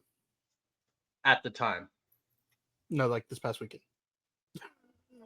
Oh, well then, I don't know. I don't know what's going on. That they did this whole fucking thing. It's dumb. It's stupid. I said it. I'm not always 100% WWE. This was dumb. Yeah. What they thought. Why even fucking? It's so stupid. I don't know. Whatever. To piss Mandy Rose off, I guess. Stephanie says she understands that her relinquishment is not a popular opinion, but she doesn't want to hold her women's division back. But she wants to choose her opponent for the NXT Women's title at Stand and Deliver if she is to relinquish it. Ava does agree to this, and Jordan Grace comes down to shoot her shot to face Stephanie at Stand and Deliver. Since Jada is out of the picture, but of course, Miss Parker comes to shoot her shot for the NXT title. Stephanie says, looks like you two have something to talk about. Jada and Jordan brawl after this. We get an Instagram video from Trick Williams calling out Oba. Sarah Scriber's in the parking lot with Oba, who says he does not answer to Trick, but Trick answers to him, and Trick will learn why you don't call out the Wula. The NXT women's division is in the back arguing about who is going to go for the North American title in the ladder match. Cora tells Lola that she wouldn't know what to do with the title except shake her ass with it. Do you want some NXT? Which is fucking wild coming from Cora right now. I'm sorry. Have you heard the latest tea from the NXT locker room? Cora Jade is single. Cora Jade is single again. And that apparently the man that she was with is now with a certain Miss Thea Hale. That is the tea coming out of the NXT women's locker room. I didn't know we were a fucking gossip show, but whatever. First match of the night. I gotta bring it. I got the tea. I know the tea. I got insiders, bro. You got insiders for all the news. I got the real news. Yeah, okay. Women's North American Championship qualifying match. Zarya versus Last Legend. Zarya comes away with the victory here after a spear and F5 finishes Lash at 11 minutes and 45 seconds. I think Zarya has potential, but this current run of hers is not doing her any favors. I feel like she got stuck coming into the company at a very bad time with all the others that showed up, and she has just been simply outshined. Lash continues to prove that she has a legit shot in this business, and I was a little surprised she didn't come away with the win. And I can confidently say that I would not have said that a year ago. That's fair. I agree with what you said there, though, RK, that when Zarya showed up, she was in the mix with, all the people that showed up. And then she's doing the tag stuff with Soul, and she kind of got pushed away to the side. I think in time, once things get moving and whatnot, she'll be a big force. She's got talent. We see it. Josh Briggs and Inemura, they're in the back. Inemura's dream is to be at Stand and Deliver. He wants to perform. Wesley shows up and he's laughing about it. Inemura cuts Lee off and he challenges him to a match. I don't think we get that match, do we? That's next week, right? It's next week. Kalani Jordan, she's in the back with Ava, and she says she's going to repeat history and climb the ladder again to win back her title. Roxanne Perez shows up and says she is going to make history. If Roxanne wins the North American Women's title, she will have won all titles available to a woman in NXT history. They are going to have a match later in the show for a spot in the qualifying matches for the ladder match. The D'Angelo family is shown getting info to Tony on Dark State. So they're breaking down all the members. Dion Lennox, Osiris, Cutler James, and Saquon Sugars. They come to the conclusion that these guys are just legit animals, and they're actually smart. Stax, he kept cutting Tony off with his plan. Tony says, last time you had a plan, it didn't go so well. Just trust me. And there's a stare off. Everybody leaves besides Stax, and there's kind of like a stare off here between Tony and Stax. So I'm kind of intrigued. I don't know. I kind of want your take on it too. What do we think we're getting here? Stax going rogue?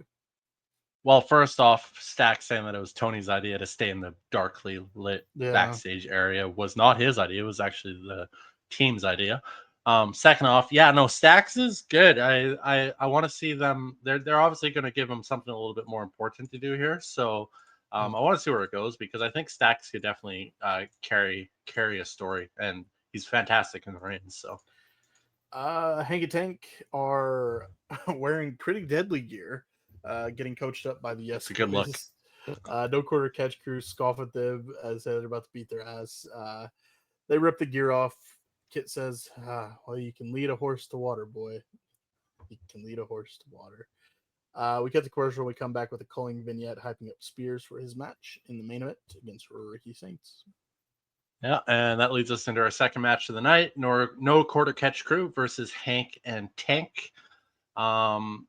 NQCC comes away with the win here after a TKO DDT combination finishes Tank at 5 minutes and 38 seconds. This whole arc of main roster tag teams giving advice to Hank and Tank is interesting at the moment, mainly because I have no clue what they were building towards.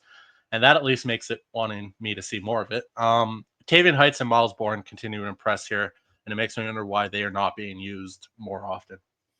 Yeah, I agree with that. Miles Bourne and Tavion, they're good. You mean Randy Orton Jr.? He needs to develop a cutter of some sort. Yeah, if he does that, it's over. Trick Williams, he hits the ring to reinforce that he is calling out Oba because he is still the man at NXT. Says he is him. Javon comes out and can't talk. Fuck, I was calling it left and right during this show. I was calling it left and right. He calls Trick a whiny bitch. Or no, sorry. Javon comes out and he can't speak a word because Trick is just still being this whiny bitch, and he cuts him off. Javon says he finally realizes who Trick is. Javon is Trick from last year, but the difference between them is he doesn't have to break out of someone's shadow. Trick says he is one of one. Javon says Trick is Trick of last year. Yeah, no, Javon. That's not what I said. The difference. That is totally what you said. No, I didn't. I said Javon says he finally realizes who Trick is. Javon is Trick from last year, but the difference between them says he doesn't have to break out of someone's shadow. Did you think I said Trick twice? Did I say Trick twice? Maybe I did. I don't know. Maybe I was reading too fast, but I don't know. Trick, bitch. Trick. Trick says that he is one of one. He is the champion. Javon says, you're not Trick anymore. You don't even know who the hell you are. You're Mellow. And at this moment, I said, fuck you, RK.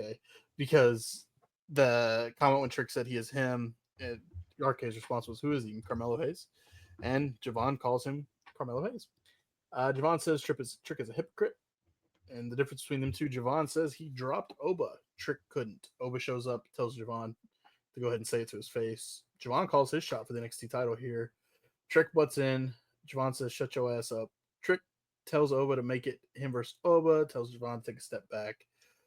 Ava comes out and makes the triple threat match.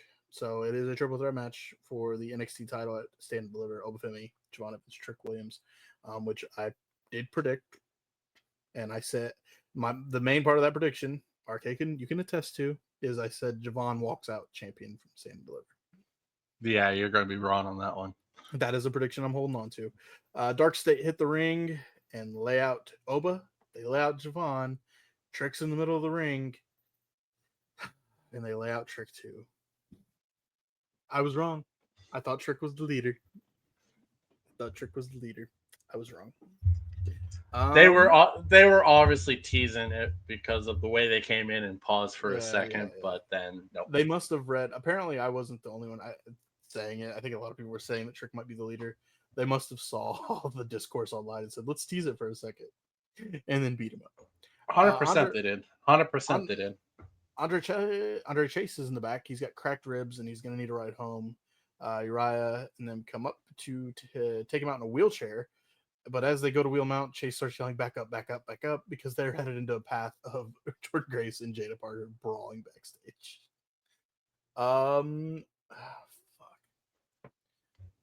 Braxium are giving Hank and Take some advice, and then they get approached by Swipe Right. Brad Baylor and Ricky Smokes from Evolve have arrived. Just kill me now, RK. Kill me now. What? They're good. They are very talented individuals, but they remind me so much of some people in high school that piss me off every day from my life. And I think that's the whole thing they're going for. They're doing a great job with it. Pisses me off. Well, looks like they're doing what they're supposed to be doing. Third match of the night, Women's North American Championship qualifying match. Roxanne Perez versus Kalani Jordan. As far as I'm concerned, Kalani Jordan with the surprise win here. After a one-of-a-kind connects to put Perez away at 14 minutes and 41 seconds. Great match here between the two women, with Jordan having to work hard to overcome the odds in the end. It's the kind of win that Kalani has needed lately to show that she is still a top star in a stacked women's division. I can't imagine her winning the title again in the ladder match at Stand and Deliver, but she deserves to be in the match. Perez continues to just kind of float around NXT, put in the newer talent over until I would assume a spot opens up on the main roster for her. Yeah, it's probably gonna be post Mania. So we'll see. What do we got here? Ava is in the back with Robert Stone and the Evolve general manager Stevie Turner. They talk about Ava's concern with Dark State, and she finally comes to the conclusion and makes a six-man tag match for next week.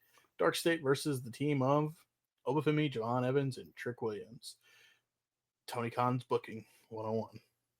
What the fuck are we doing?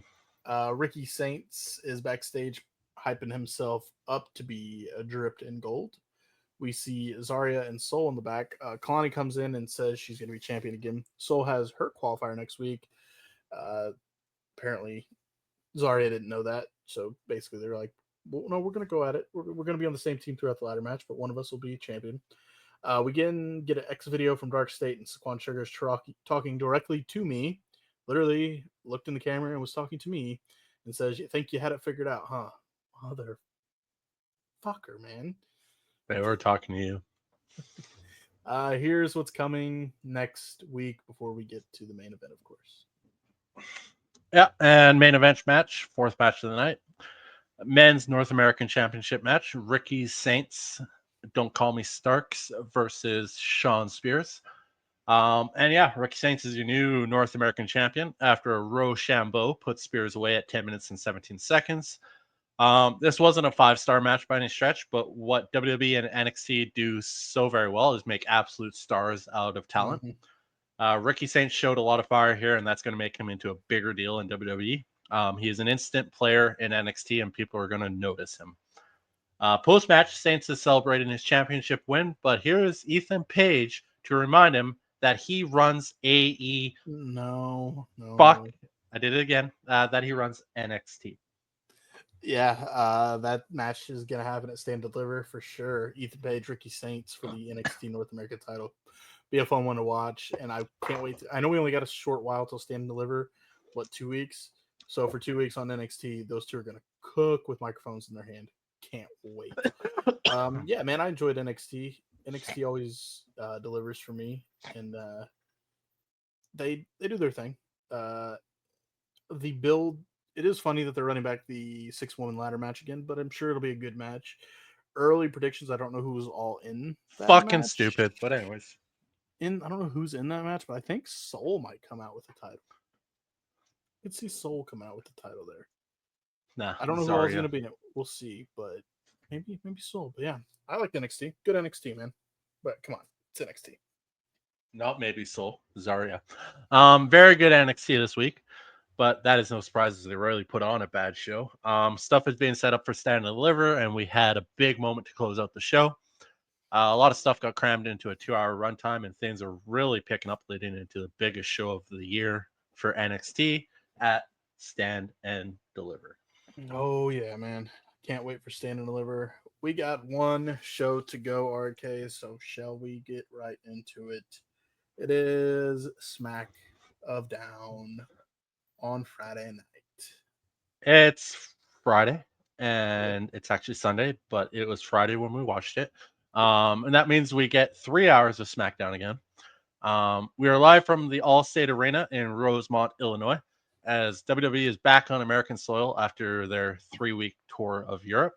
It's time to hit the gas on the road to WrestleMania, and most of the matches are already set for the biggest show of the year, but we still have time to set up some of those matches to get them into nuclear status. Oh boy, do we. We'll talk about the closing of the show, whatnot coming up. As we've said in the past, sometimes looking forward to SmackDown has not always been great. Just hasn't been.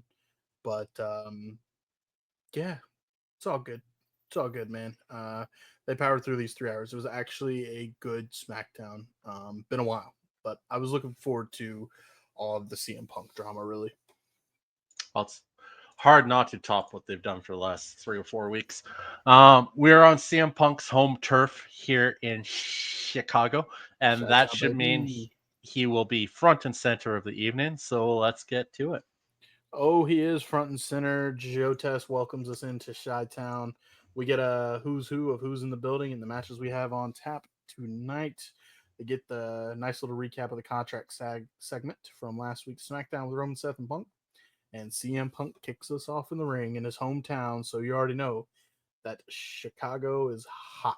He says, I heard the best crowds were overseas, but where you at, Chicago? They are loud, by the way. He takes the camera from the cameraman and pans the camera around. He makes sure to get the hard camera side in that shot as well. Punk says he's not supposed to be here. Said he was born around with a cord around his neck and he was blue in the face and they had to revive him. Saying he wasn't supposed to be here, but that's how we do it in Chicago. We rise. Thanks 16,000 strong in attendance, his friends, his family. He says nothing changes, and I don't know if you heard this, but RK, I don't know if you heard this either. He's in the main event of WrestleMania. He slaps his arm and he mouths when he slaps his arm to the goose with the mouse. That's real, Dwayne. You deserve a chance, of course. Breakout. He says, I deserve it. No. I earned it. Everywhere he's been, they said you're not supposed to be here, but he is a product of Chicago. He thanks everyone again. He says, and he thanks his wife, April. AJ Lee, of course, chants breakout, followed by Larry chants because he says you can chant for Larry too. AJ may not like that. I'm going to pause for a second. Does AJ Lee make an appearance in WWE again? Or is it just not going to happen? I don't think so. I don't think so either at this point, man. We'll see, though. Anything's possible. Hey, he says that he has got way too many people to thank. He says he's going to be putting in a beating on Seth in the Tribal Chief, though, at WrestleMania. And then we hear, ladies and gentlemen, my name is Paul Heyman. He says, apologies for being late. No disrespect to my best friend in the world, the best in the world, CM Punk. ECW chants breakout with Punk chanting as well. Paul says to steal a line and be the voice of the voiceless, and God damn it, Punk, you belong here. Last time we did this, Paul says, I asked you to get me out of here. That was reference to when Punk came out and he asked him to take him with him when he was dealing with Solo and the New Bloodline. Paul talks about the favor he asked of Punk from War Games and all that, but Heyman has one more favor, though, to ask of Punk.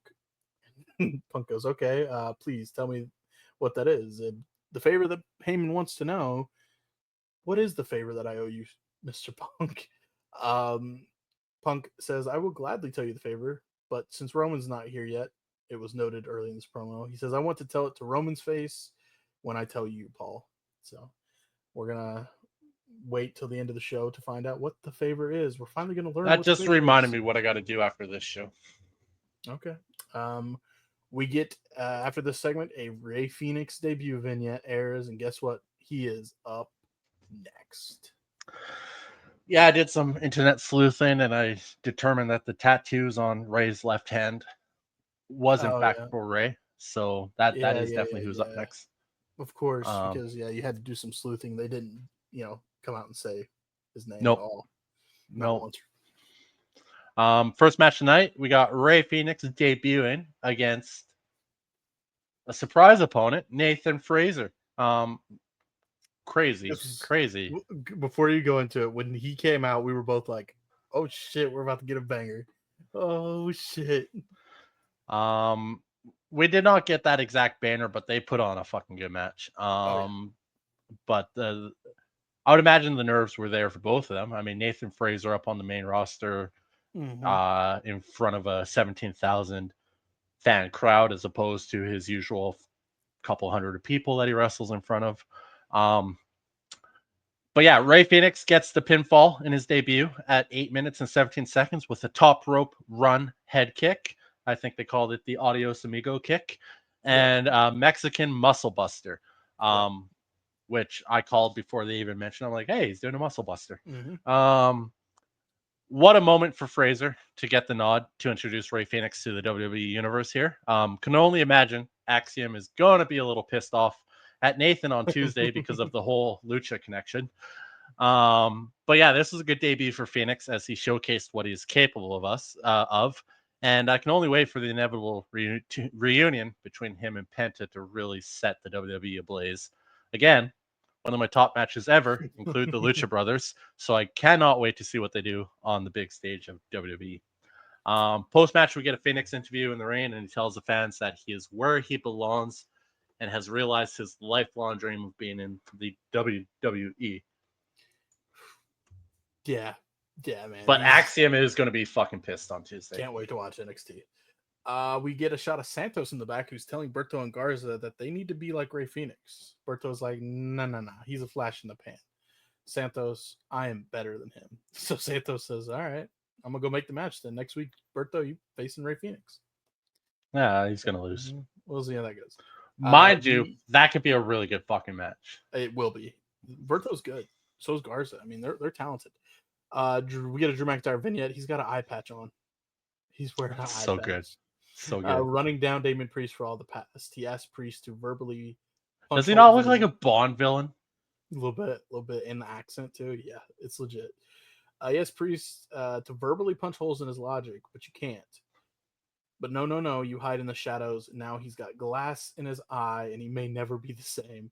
And now he just has to pray. And we know what happens. He really got glass in his eyes, people. He really got a glass in his eye. He said it on TV. He says, I got to pray. And we all know what happens when Drew McIntyre prays. We get a Braun Strowman and Jacob recap building up to tonight. And Braun is in the back saying he's going to run through Jacob and complete his Grand Slam. I did not know that Braun was one title away from a Grand Slam, but there you go. Solo laughs at Braun and starts getting in his head, or attempting to, before LA Knight. Well, yeah, Braun won the tag team titles with that 12-year-old kid. He's won it with other people too. Well, I only know the time he won it with the 12-year-old kid. Nicholas. And I didn't know he won the Intercontinental title, but I did know he won the Universal title. So, LA Knight shows up and tells Solo to shut up and Braun to keep his eye on the prize. And then we get the fandom lists that win as an actual win. Yeah. Goes Tama, of course, and he says, "You should be worried about me, LA Knight." LA looks at him and says, "Yeah, I am a little worried about you tonight. But tonight you're gonna end up being saying yeah when I'm stomping you out." And he heads to the ring. You find that out. I want to know if they list that as I think it's a legit title win. I'm looking at it right now. Nicholas has his own championships and accomplishments. WWE Raw Tag Team Champions 2 times. One with Seth Rollins and one with Nicholas. Nicholas, you are a one-time Raw Tag Team Champion, my friend. I would fucking have that on my resume. Oh, yeah, totally. You go to apply for your first high school job at, like, McDonald's. We were looking over your resume, and it says you're a Raw Tag Team Champion. Yeah. Sure was. You're manager. You're the manager. Yeah, and that leads us into our second match of the night. LA Knight versus Tama Tonga. Yeah. LA Knight wins via pinfall with a BFT at 9 minutes and 12 seconds. Good win here for LA Knight, as he had to deal with Solo as well during this match. You need your champions to overcome the number games now and again to show why they are a champion in the first place. There's a strong chance he will not be walking out of WrestleMania champion, so these wins now are important to set that up. We'll see, and we'll find out who he's facing later on. Paul Heyman is shown waiting for Roman in the back. Byron comes up, but he doesn't want to talk to him. Paul's like, "Why am I even talking to you? Get away!" So I can't believe Byron Saxon have taken the last 20 years of abuse like that, and he still works there. Caleb Braxton took the abuse, and she doesn't work there anymore. She left. She actually did an interview. I just saw a clip of it on X where they were asking. There's no way they were as mean to Caleb Braxton as they were to fucking. No, but Byron they Saxton. were always rude to her, and she was doing an interview, and she's like, did you ever have interview moments where like they wouldn't talk or whatnot? She goes, no, not really, but let me tell you about this guy Paul Heyman and Roman Reigns. They never wanted to do it. Like I love Caleb. So he's waiting for Roman to show up. And I wonder when she's showing up in AEW, like everyone said she was going to. She's working on movies and stuff. She's I'm just could have sworn I read online that people are saying, "Oh, she's going to AEW." Yeah, so is Samantha Irvin. We're waiting on that too.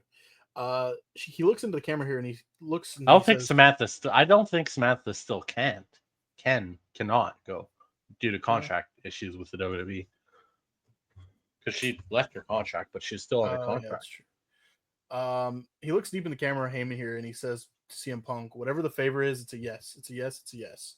A vehicle pulls in, and Paul puts his arm out and says, "My tribal chief has arrived."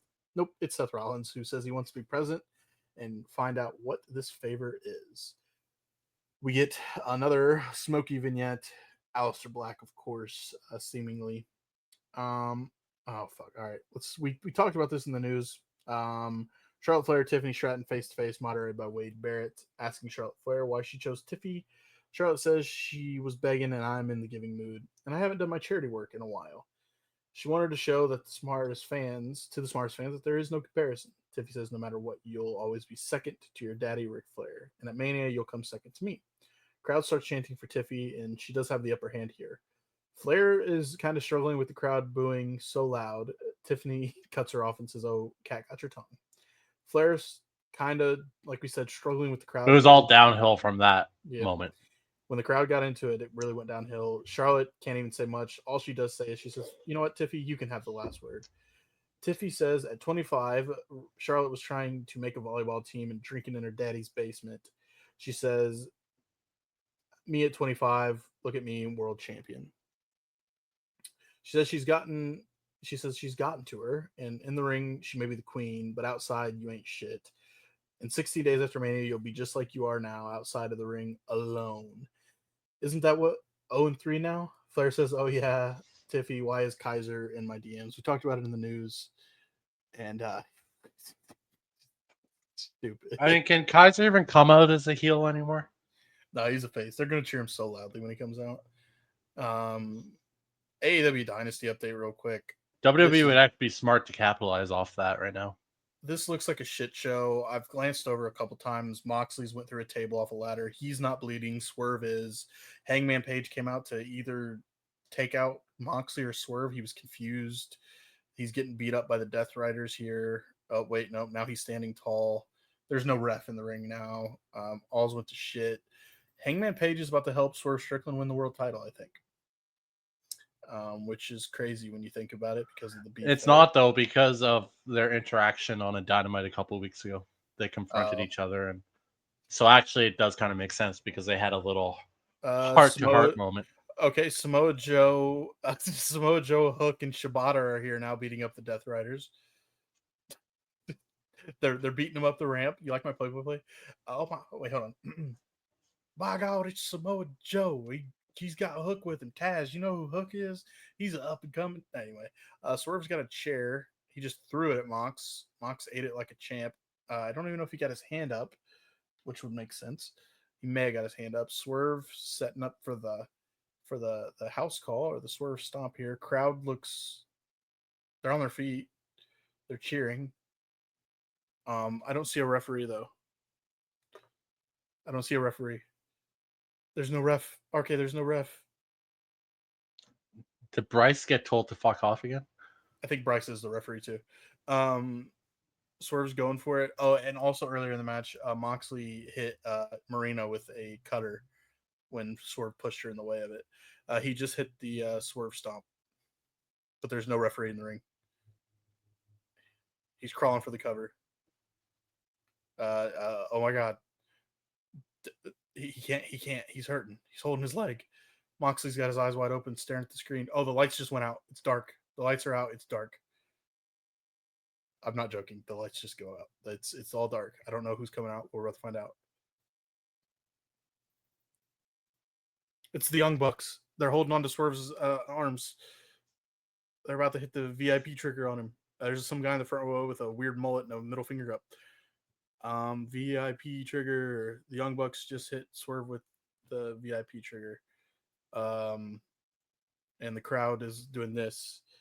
Some people are doing this. I still don't see a referee. Mox is moving. The Bucks are winking at the camera. Oh, he just spit gum at the camera. Oh, the referee's alive. And by the way, it's not Bryce. 1, 2, 3. John Moxley is still your AEW champion. All right, cool. Tag team gauntlet announcement from Nick Aldis backstage. Well, then fucking do your job. I was just giving you an update on Dynasty. I said it 20 times tonight. Nobody fucking cares. Well, I was doing it because you were getting irritated. It's called fun. The tag team gauntlet winner faces Living Raquel at Mania. I thought he said there were going to be teams from NXT in this, and I saw the graphic and I didn't see any NXT tag teams. I don't think he said that, but Maybe he maybe. did, maybe he did. I don't know. Third match of the night: Motor City Machine Guns versus DIY. Chris Sabin gets the pinfall win for Number one contender MCMG match. with a roll up pin after an exposed turnbuckle bump from Ciampa at 9:01. Another match between these two teams that make you wonder how the hell did their match at the Royal Rumble suck.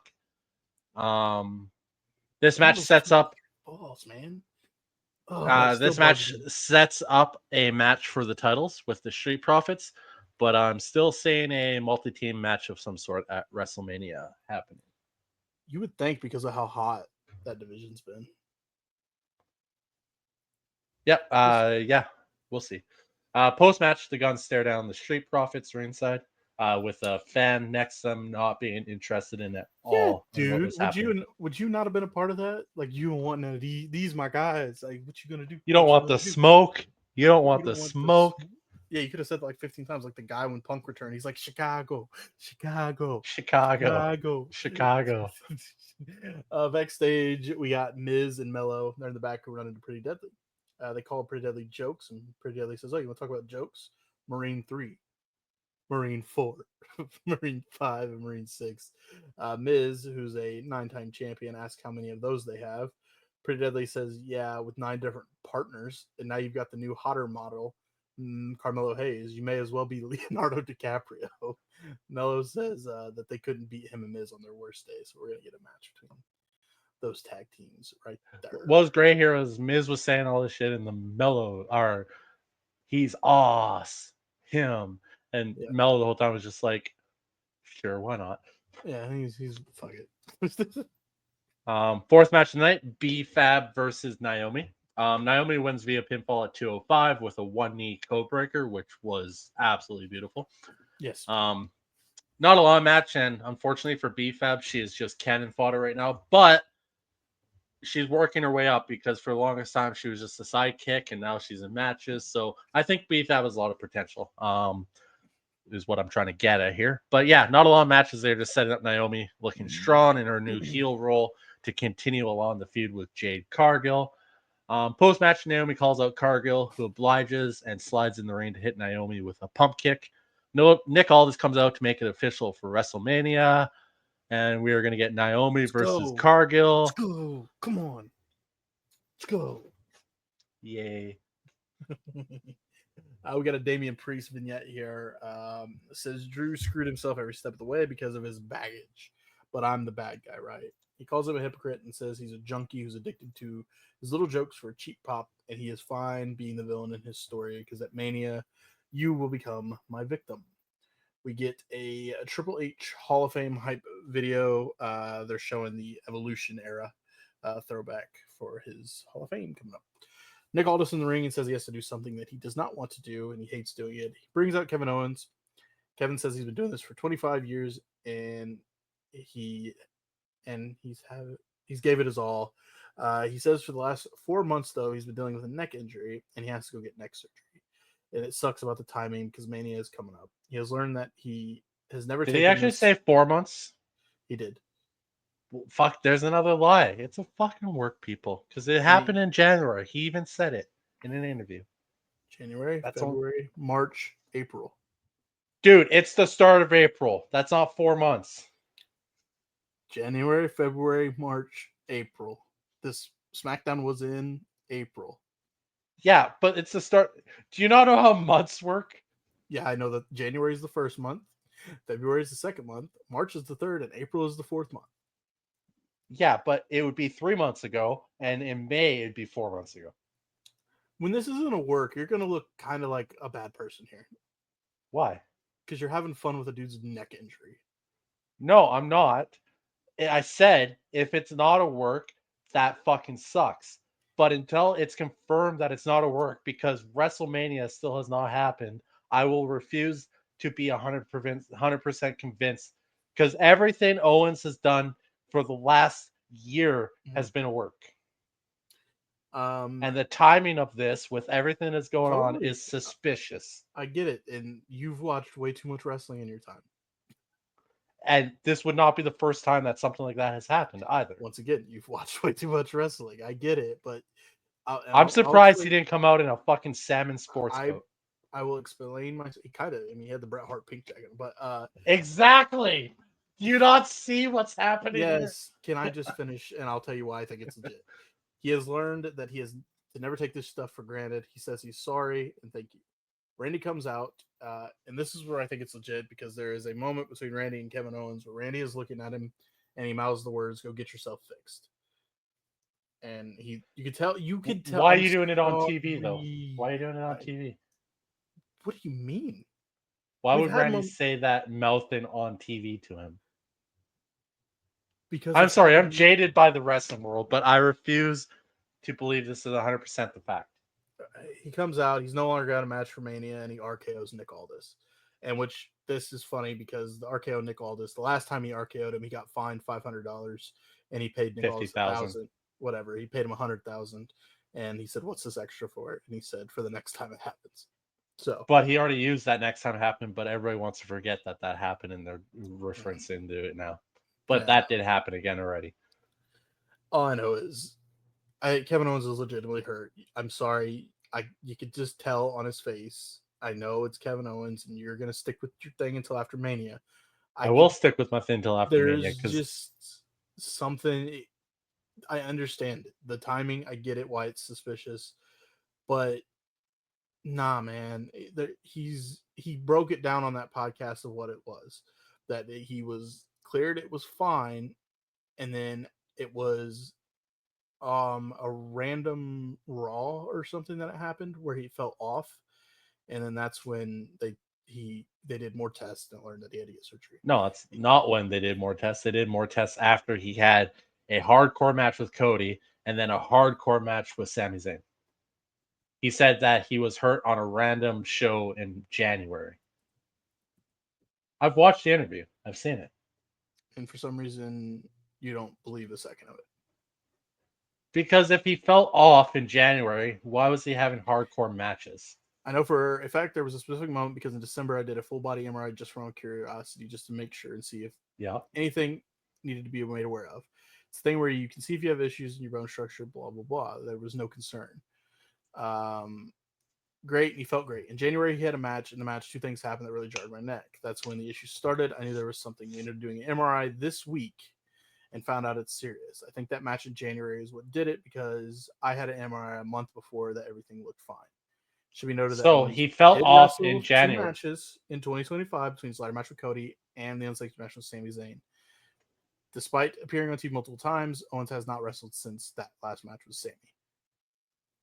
He felt off in January, but still had 2 matches and then got the MRI. What you're doing is you're going to make everything is suspicious. And what's going to happen, I can look like it. I can look like a total dick in the end. I don't care. No. I know what you're going to do. I already know you. What's going to happen is if it's legit an injury and he doesn't show up at Mania, your response isn't going to be, "Oh man, you will probably say, "Oh, it sucks. We're going to see Kevin Owens for a while." That whatever.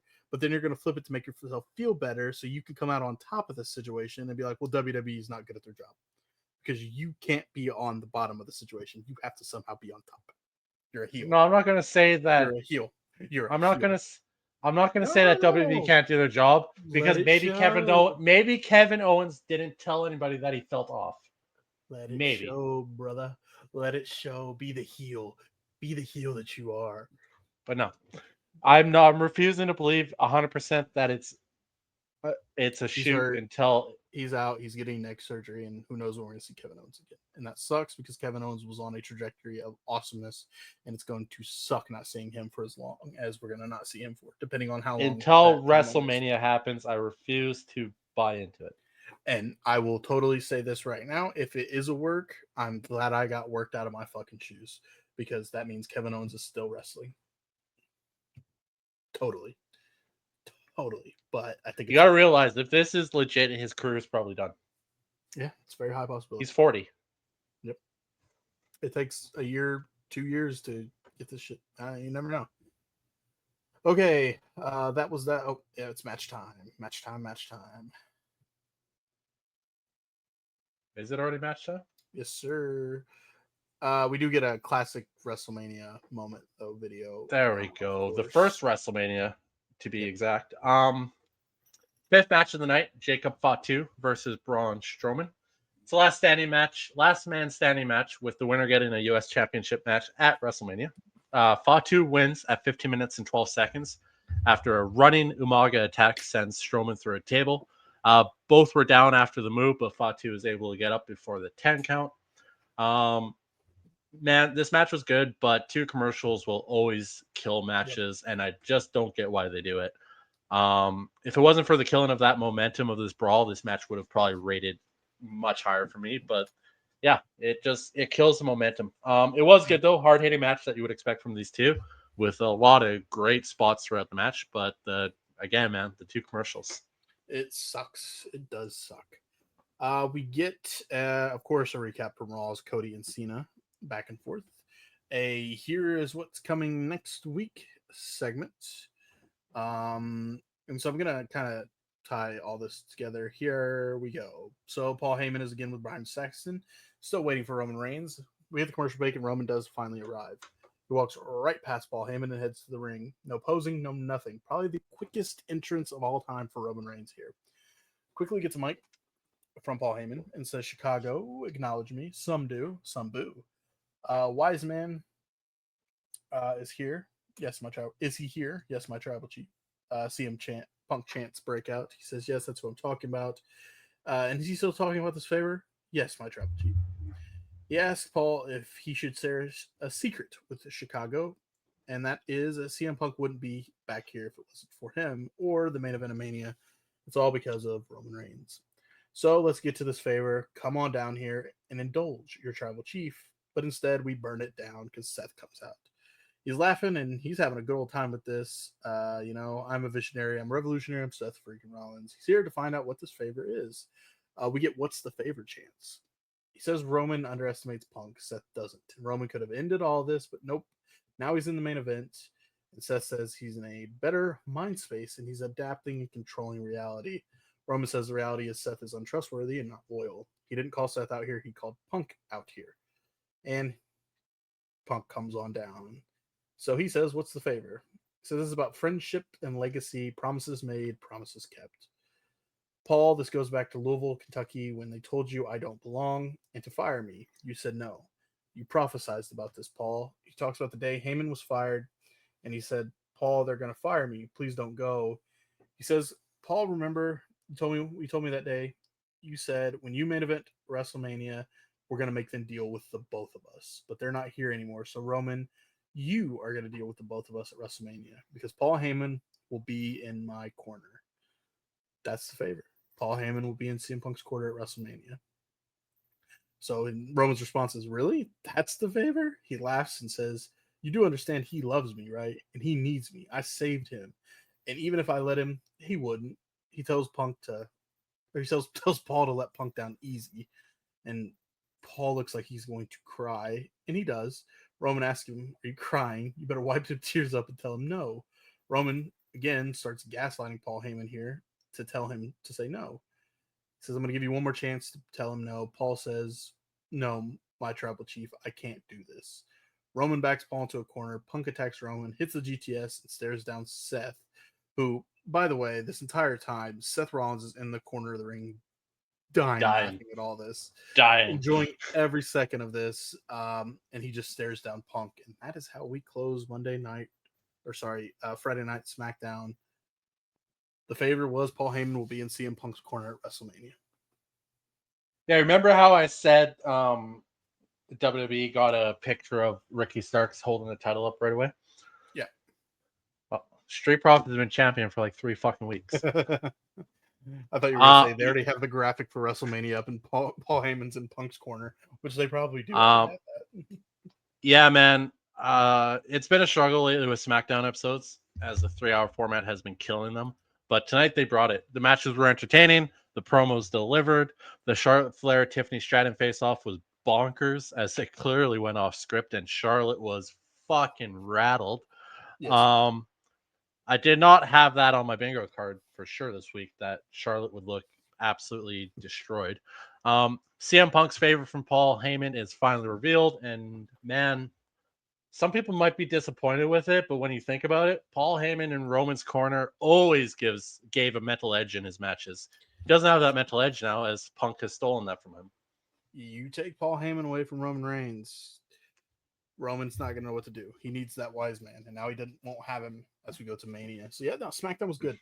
I enjoyed it. Had a good time. Finally, clearly the recipe is kick things off with CM Punk, close things with CM Punk. CM Punk's not a draw though. Yeah, he's never going to be a draw. Okay, RK. Show of the week. Raw. Yeah, Raw. I agree with you. Raw was good. Raw was good. Wrestler of the week. Tiffany Stratton. Ooh, Tiffy. I'm going Ray Phoenix for the debut. Welcome to the WWE. Tiffany Stratton somehow managed to bury one of the greatest of all time. Very true. As you can tell, I got to go to the bathroom. So we need to close this show up. Episode 48 is in the books. Go check out. You can't leave until you watch the outro video. You know that. I know. I always do. Go check out our WCW and Monday Night Raw reviews from the top 10 highest rated episodes of those iterations. Check it out on the YouTube channel right now. With that being said, though, I am Kurt. That is RK. We are the Top Rope Renegades, and we'll talk to you next time. This Week in Wrestling, hosted by Kurt and RK. Brought to you by Punky's Daycare Center, so you don't have to bring your kids to work with you. Sponsored by Stratton and Company Divorce Lawyers. For every 2 divorces, get the third one free.